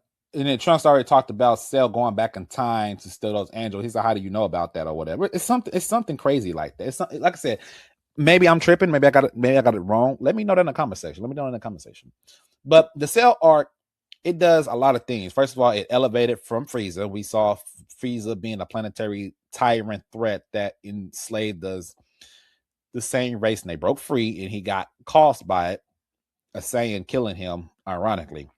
And then you fast forward to this android to where a made man machine was able to go toe-to-toe with natural Super Saiyan transformation and natural progression, which led to them being pushed from basic Super Saiyans to the next level, which is Gohan hitting Super Saiyan 2. Don't forget that the muscle-bound Super Saiyan, which they call a Super Saiyan or something like that, which was something that Trunks and them achieved. But even Goku and them talked about it, said, yeah, this is cool, but this is not the next evolution because it's actually slower and weaker. And then they end up getting Super Saiyan 2. So we lost Goku. Which is major because someone like Vegeta, Goku is his rival. So losing his rival like that kind of hurts everything about Vegeta. Vegeta doesn't know what to do with himself. And then for Trunks, he can't keep that Trunks because that Trunks is from the future. That's a whole different Trunks. That Trunks is going back to his timeline. In his Trunks is a baby. So he can't do anything with that child he can't do anything with that child yet. He can't train him. He can't do anything. He has to just wait. So while he's waiting, he doesn't have a rival because Gohan was so much more powerful than him that's not a rival for him. That's never been his rival. His rival has been Goku all this time. So now Goku is no longer around. They can no longer have the rematch that Goku has promised Vegeta all that time. He can't have his rematch, meaning Vegeta really doesn't have anything else for him to do. Cell felt like the perfect ending because this was also not only is Cell the perfect ending, it's also the perfect ending to the Red Ribbon Army. Dr. Gero creating, being part of the Red Ribbon Army, something that happened in Dragon Ball, Goku getting rid of them, and then turn around these androids around, and then they finally get rid of these androids in the pretty much the last remnant of the Red Ribbon Army is right here and is dead and gone and finally destroyed. Cell being the last member, quote unquote being the last member because Dr. Joy created him, being the last member. No more Red Ribbon Army. So it's wrapping up the Red Ribbon Army, finally completed. There's no more steps for the Z Fighters to take. There's nothing else left.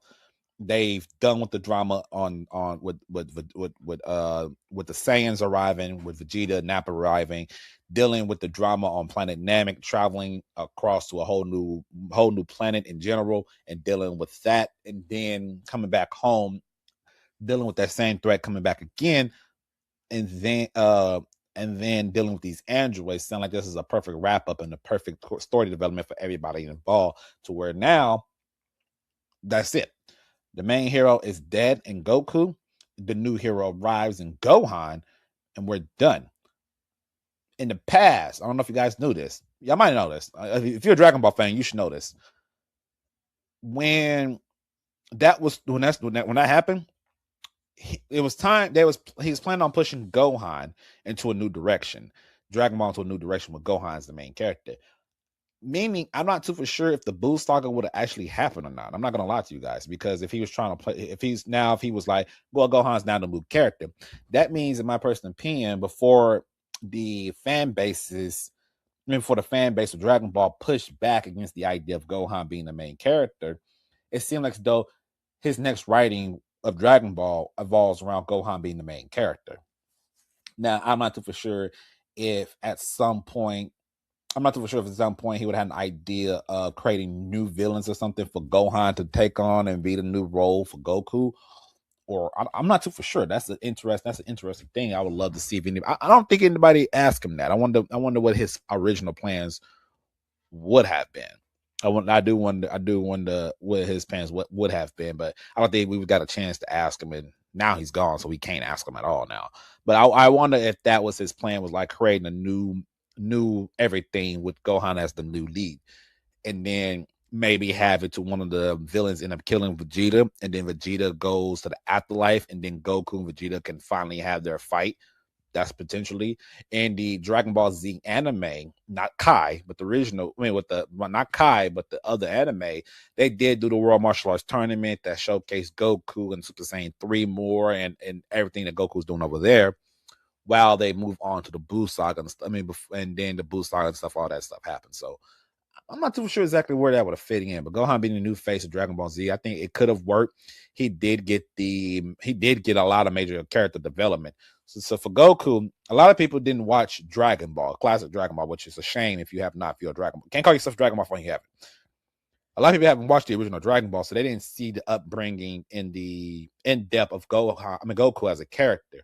But when Dragon Ball Z started, Gohan comes and he's just this whiny little kid, but he's 4 years old. I think we keep forgetting that he's like 4 years old, and he's tossed in the battle, and he's tossed into all this stuff, and he has to deal with all this crap and getting his neck broken, and you know what I'm saying? He's dealing with all this, and he's getting character development based off of that and getting stronger as a character.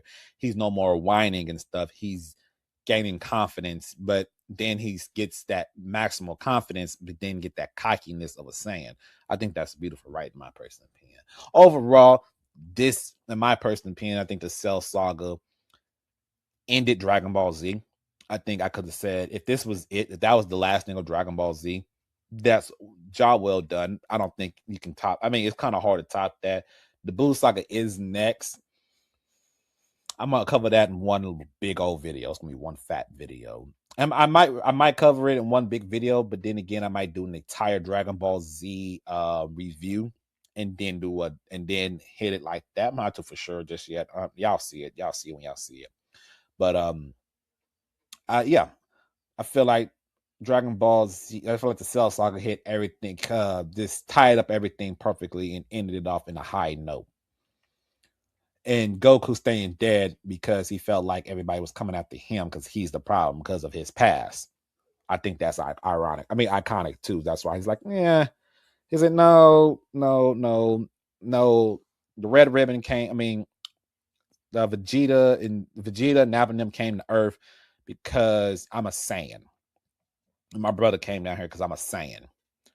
Frieza, I mean, and then going to Planet Namek because I'm hurt and I need the Dragon Balls, and we want to bring people back alive because Piccolo dead, and then going there and dealing with Frieza is my fault for being a Saiyan and being an uprising against Frieza, being going against Frieza's word, even though I have no idea. I just going against him because he's a bad guy. And then getting the virus and stuff, and then the androids, because the androids are Red Ribbon Army, which I dealt with when I was a kid, and Dragon Ball and eliminated their whole base, and that's my fault. So all this stuff is kind of my fault. So I think the world would be better off if I just stayed dead. And then I'm not talking about any of the movies. I have not talked about any of the movies because it's impossible to fit the movies into the canon storyline. But if you wanted to talk about some of the stuff from the movies, you have Turles and the Tree of Might. You had, I'll have to look up the movies actually. I'll have to look up the movies by in order. I'll have to look them up because Garlic Jr. was a Kami problem. It was Kami's problem, not Goku's problem. So that's not Goku's problem. Lord Slug, I believe Lord Slug was more of a, I don't know. I forgot exactly what Lord Slug was. I forgot exactly what Lord Slug was supposed to be about. But the Dead Zone was Garlic Jr. and kidnapping Gohan and stuff, right? The world's strongest. Dr. Willow trying to find the perfect body, which would have been Master Roshi, but then Goku and them exist, so that's there. The Tree of Might was Turles absorbing the life planet on the Earth, which kind of like the evil version of Goku is what they was doing. Lord Slug. You can make an argument Lord Slug was to an extent trying to get revenge. I mean, like, yeah, he got eternal youth and stuff, getting revenge against the Namek and stuff like that because he got cast out, similar like the Demon King Piccolo, same thing almost. Cooler's revenge against Cooler revenge for his brother Frieza's death, Goku's fault. Super Android 13, once again, Red Ribbon, Goku's fault. Broly, the legendary Super Saiyan Broly, Goku's fault because of crying as a child. Emotional damage to Broly, pretty much like that. And then after that, the Bojack gang, that is Gohan's villain. Broly coming back, but now he's only fighting Gohan because Goku's dead.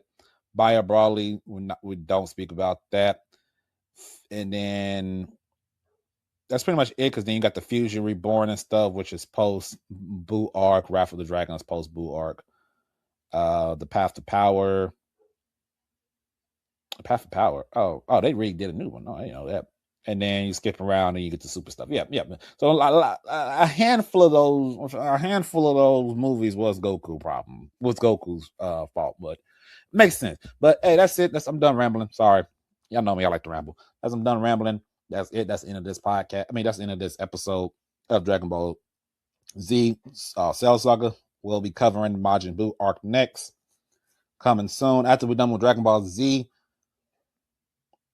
I think I want to discuss some things about each character or something like that.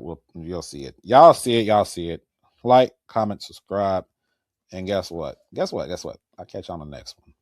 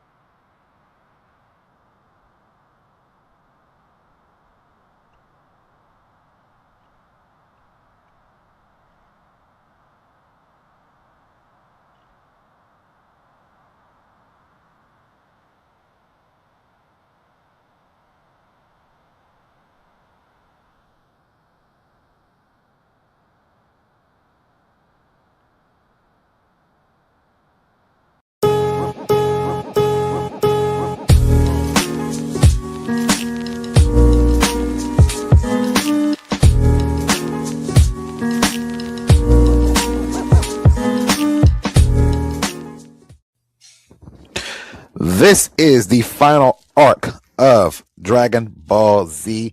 This is the Majin Buu saga, the very final arc of the Dragon Ball Z. A lot of things to cover in this arc, so there's going to be a nice little bit of a long one, quite honestly.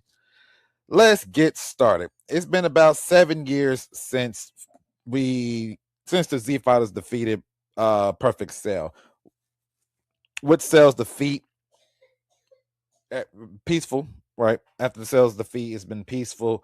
Gohan lack of training starts to factor in. Vegeta still trains, but he doesn't train as seriously because there's no body for him, in his personal opinion, to fight, aka there's no Goku, so there's no point. With repeats turning and things like that, the World Martial Arts Tournament becomes anew. The World Martial Tournament is ready to attend, and Gohan's like, let's see if we can get some people to attend the World Martial Arts Tournament. It's been so long since anybody competed in there, and that Mr. Satan has just been racking up W's. That means just racking up the W's, man. W's after W's after W. So now, with Gohan trying to get people to compete in the World Martial Arts Tournament for some fun, Goku, who has been dead for about 7 years, he gets a 1-day pass to return to Earth from the afterlife, which makes Vegeta like, yeah, that's what I'm talking about. Vegeta's happy about doing this, and let's say you got Gohan, Goku, Vegeta, Videl. You'll have Goten and Trunks competing in Goten and Trunks competing in the junior weight division. And I think really one of the cool moments here is that the announcer, he was so freaking happy because he recognized everybody from the past. He's like, yes, we get to get some real fighters in here. Forget all this weak stuff that's been going on for the past few tournaments. We got some real fighters up in this Mamma Jamma. So he was excited. He was like, yeah, this is what I need. This is what I need in my life. With that said, we enter a brand new villain known as Babidi. Babidi is going around collecting energy sources to awaken a creature known as Majin Buu. Yes, a creature of pure destruction. So during the tournament, Piccolo ended up facing who ended up becoming the Supreme Kai.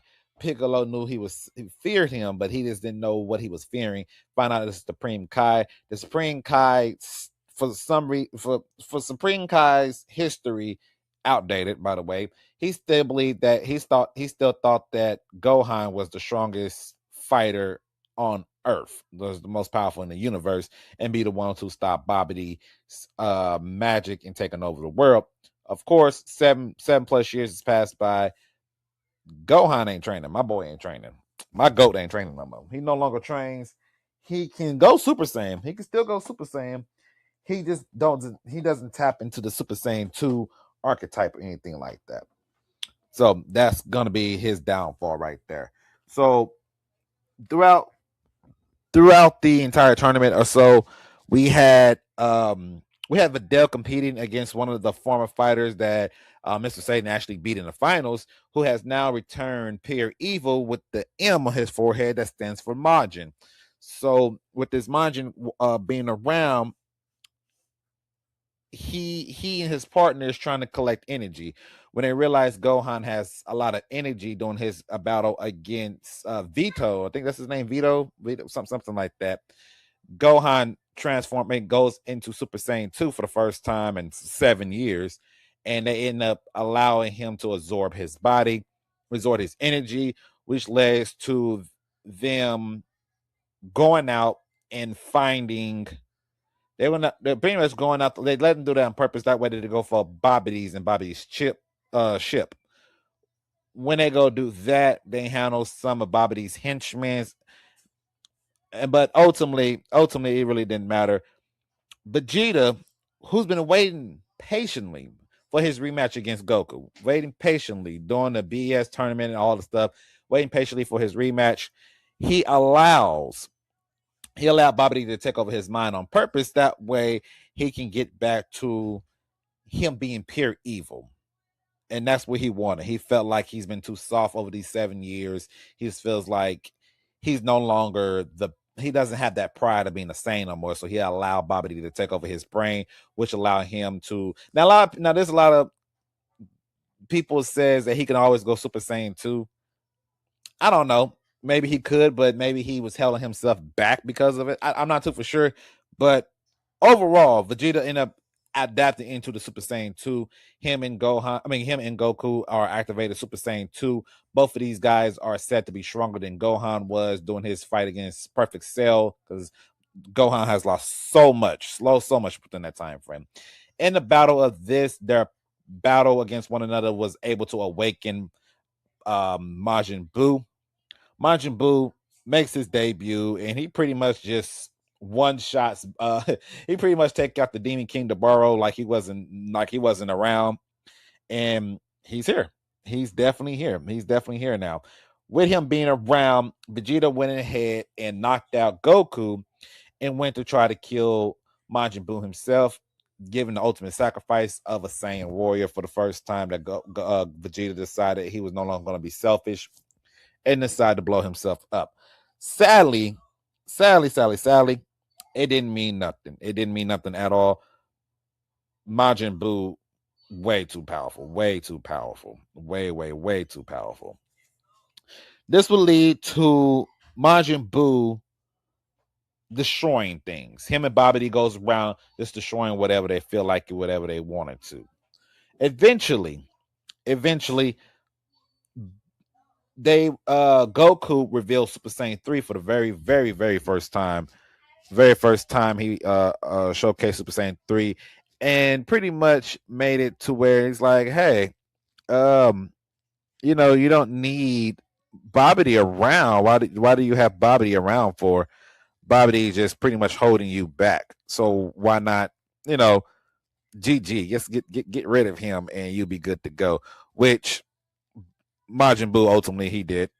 Babidi will ultimately be killed by Majin Buu, allow Majin Buu to do whatever he wanted to.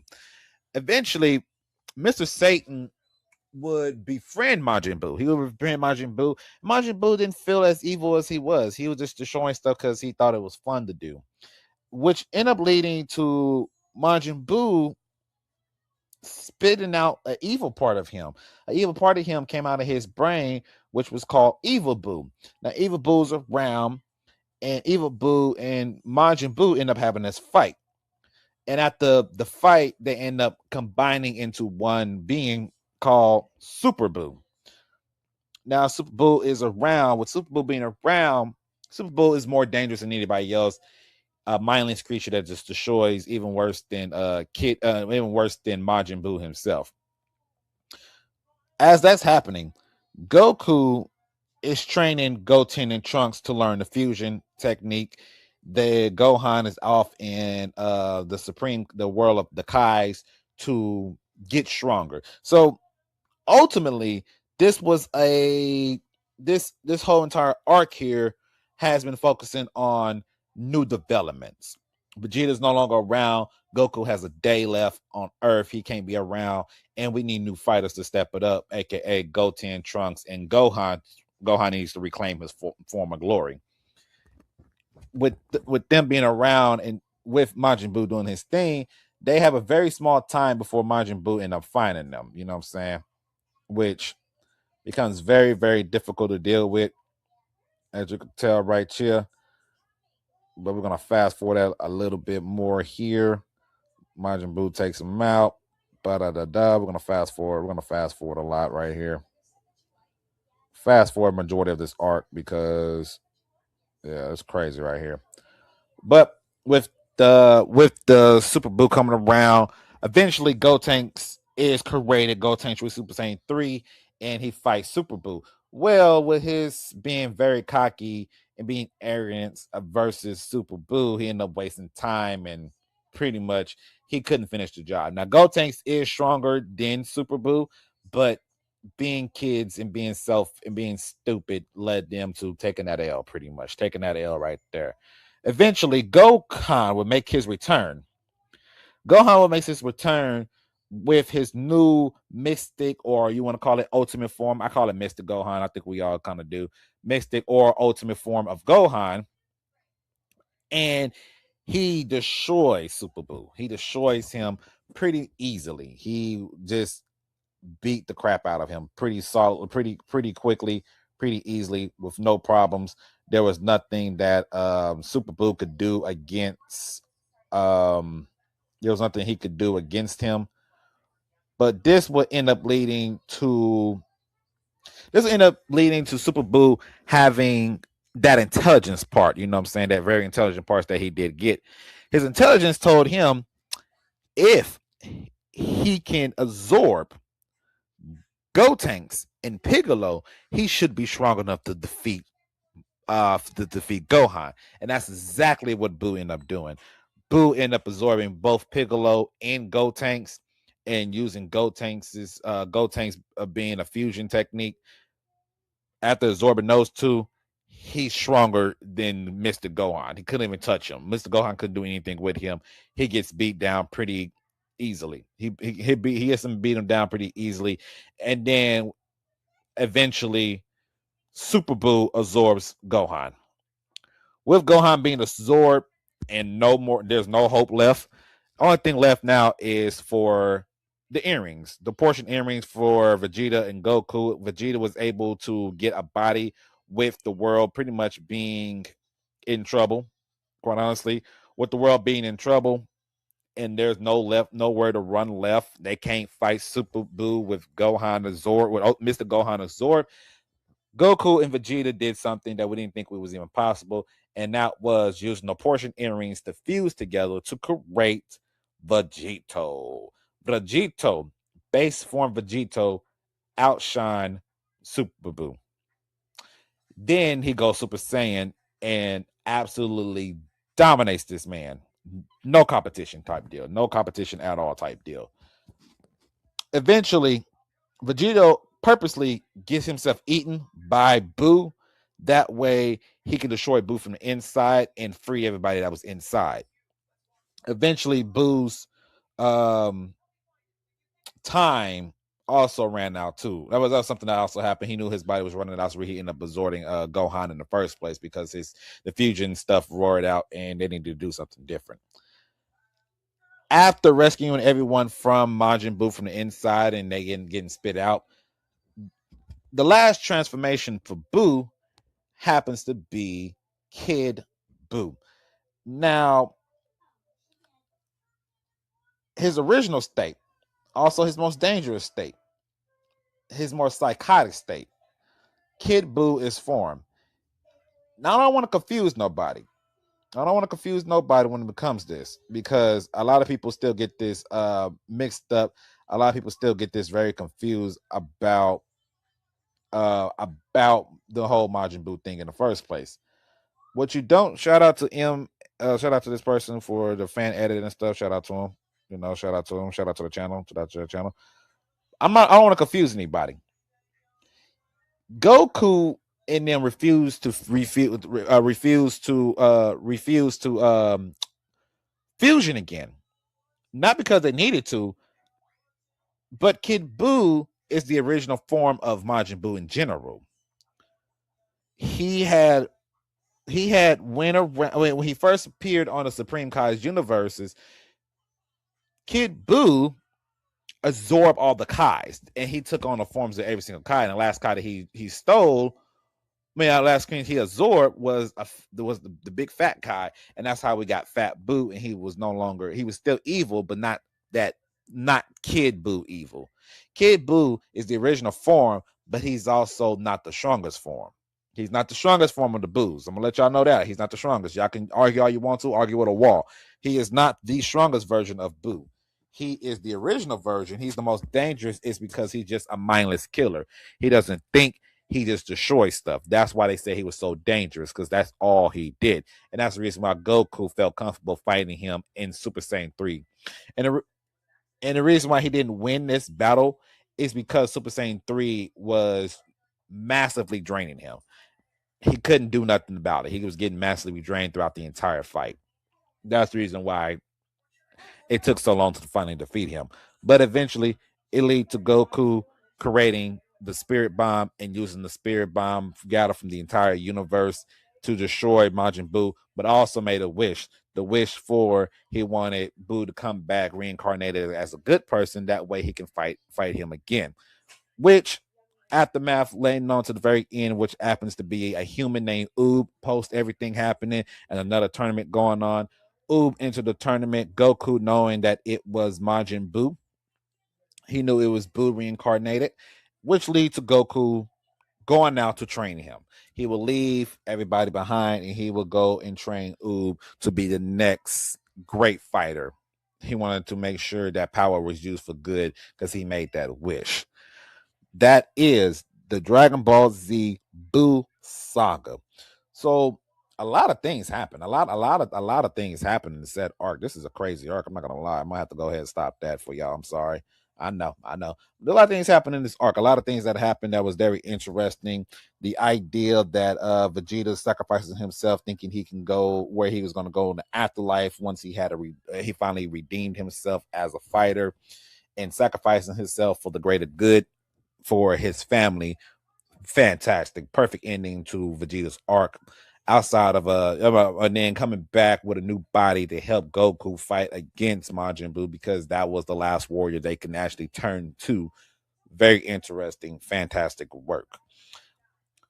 Gohan lacking in his training was heavily implied throughout this entire arc, that his training slacking off and stuff, and then his overgrowing, him being so cocky with his powers, thinking he can just go 1v1 with Majin Buu with no problem instead of just ending the fight. Very similar to what happens in the Cell arc, to where he fights Cell in his absolute most powerful form, but took so long to win the fight that ended up leading to Cell blowing up the planet and coming back even stronger. So very, very similar here, to where this time he was a Zord. I mean, he got beaten down and got a Zord because of it. The next generation was highlighted heavily. Goten and Trunks heavily played in this. And so y'all know how irritated it is for me to watch Dragon Ball Super when here in Dragon Ball Z in this arc they push forward for that new generation. And then at the very end, you had Oob coming back and Goku's like, I'm taking him and I'm going to train with him. Kind of crazy because he didn't get to train with Goten, but he really goes train with this orphan. Crazy work. Crazy work. All forms of Majin Buu serve different purposes. You had the Fat Buu, or you want to call him Buu. You can call him Buu. Buu, despite being a monster, kid-like. So he was a little bit more easier to handle, a little bit more easier to trick him in just a little bit. Then you had the evil Buu, who was there for just a cool couple minutes just to fuse with Fat Buu to create Super Buu. Super Buu showcased a lot more intelligence, that he can speak really well and understanding everything. And then his intelligence to where he can absorb Piccolo and then absorb Gotenks, and then absorbing Gohan to go toe-to-toe with the stronger his opponents got, the more he wanted to get more powerful. He stopped hunting for destruction and wanted to become more powerful than anybody alive. And that's what he did. But then showcasing the fusion techniques of the Gotenks, and then Vegito popping in to showcase that we can get stronger by learning. That Goku has not just been slacking off; he's been training and learning new things in the afterlife, which is always great. Showcasing the battle between Super Saiyan 2 and Super Saiyan 3 has also been very fantastic to watch. Man, fantastic. Overall, great arc. I like this arc. I still question whether or not this arc needed to be made, but for the future of the series, clearly it was made perfectly. Shout out to the child in the background. I do apologize. It is what it is. It's time for night times, and she's doing whatever she wants to, and now she's coming in here, so I do apologize. But overall, this was a fantastic arc. I definitely enjoyed it for what it was, and a good arc. Even though I still question whether or not it was need to be made, I guess so, to push the new generation and to kind of just like it's pretty much the write-off that they was wanting. Outside of the Cell arc, that was kind of a write-off for Goku, and that was the end of that. And then you had to come through with this one to make a write-off for the Dragon Ball Z in general. I think Dragon Ball Z had a nice ending here. Everyone's redeemed. No, everything is just ended right there. Dragon Ball could have just ended, and I think would have been okay. I think we would have been okay, but we end up getting 2 more series after this, which I will be going over. But that is the Dragon Ball Z. That is the Dragon Ball Z arcs. I will be going over to, I think, Dragon Ball Super next, and then GT next. I'm not too sure if I'm gonna come a Daima, because Daima is it's weird. It's very weird. I'm gonna say this. Daima, GT, and Super all happens post Majin Buu arc. Everything happens comes after Majin Buu. But Daima is not canon to Super. Daima is its own thing. GT is not canon to Super. It's its own thing. And then Super is its own. So it's 3 different continuations. So it's kind of, I don't know how I want to tackle Daima if I do, because to me, personally to me, we'll talk about it in a different video. We'll talk about it in a different video with Daima. But I think I'm gonna tackle Dragon Ball Super next, I think, or I might tackle GT. I'm not too sure. If there's a preference, let me know in the comment section which one should I tackle first, GT first or Super first. Let me know. This was your Dragon Ball Z arcs. I hope you guys enjoyed. We'll be talking more about Dragon Ball Z stuff for a while, for a little bit until I get to the reviewing of GT or Super. Until then, I'll see y'all soon.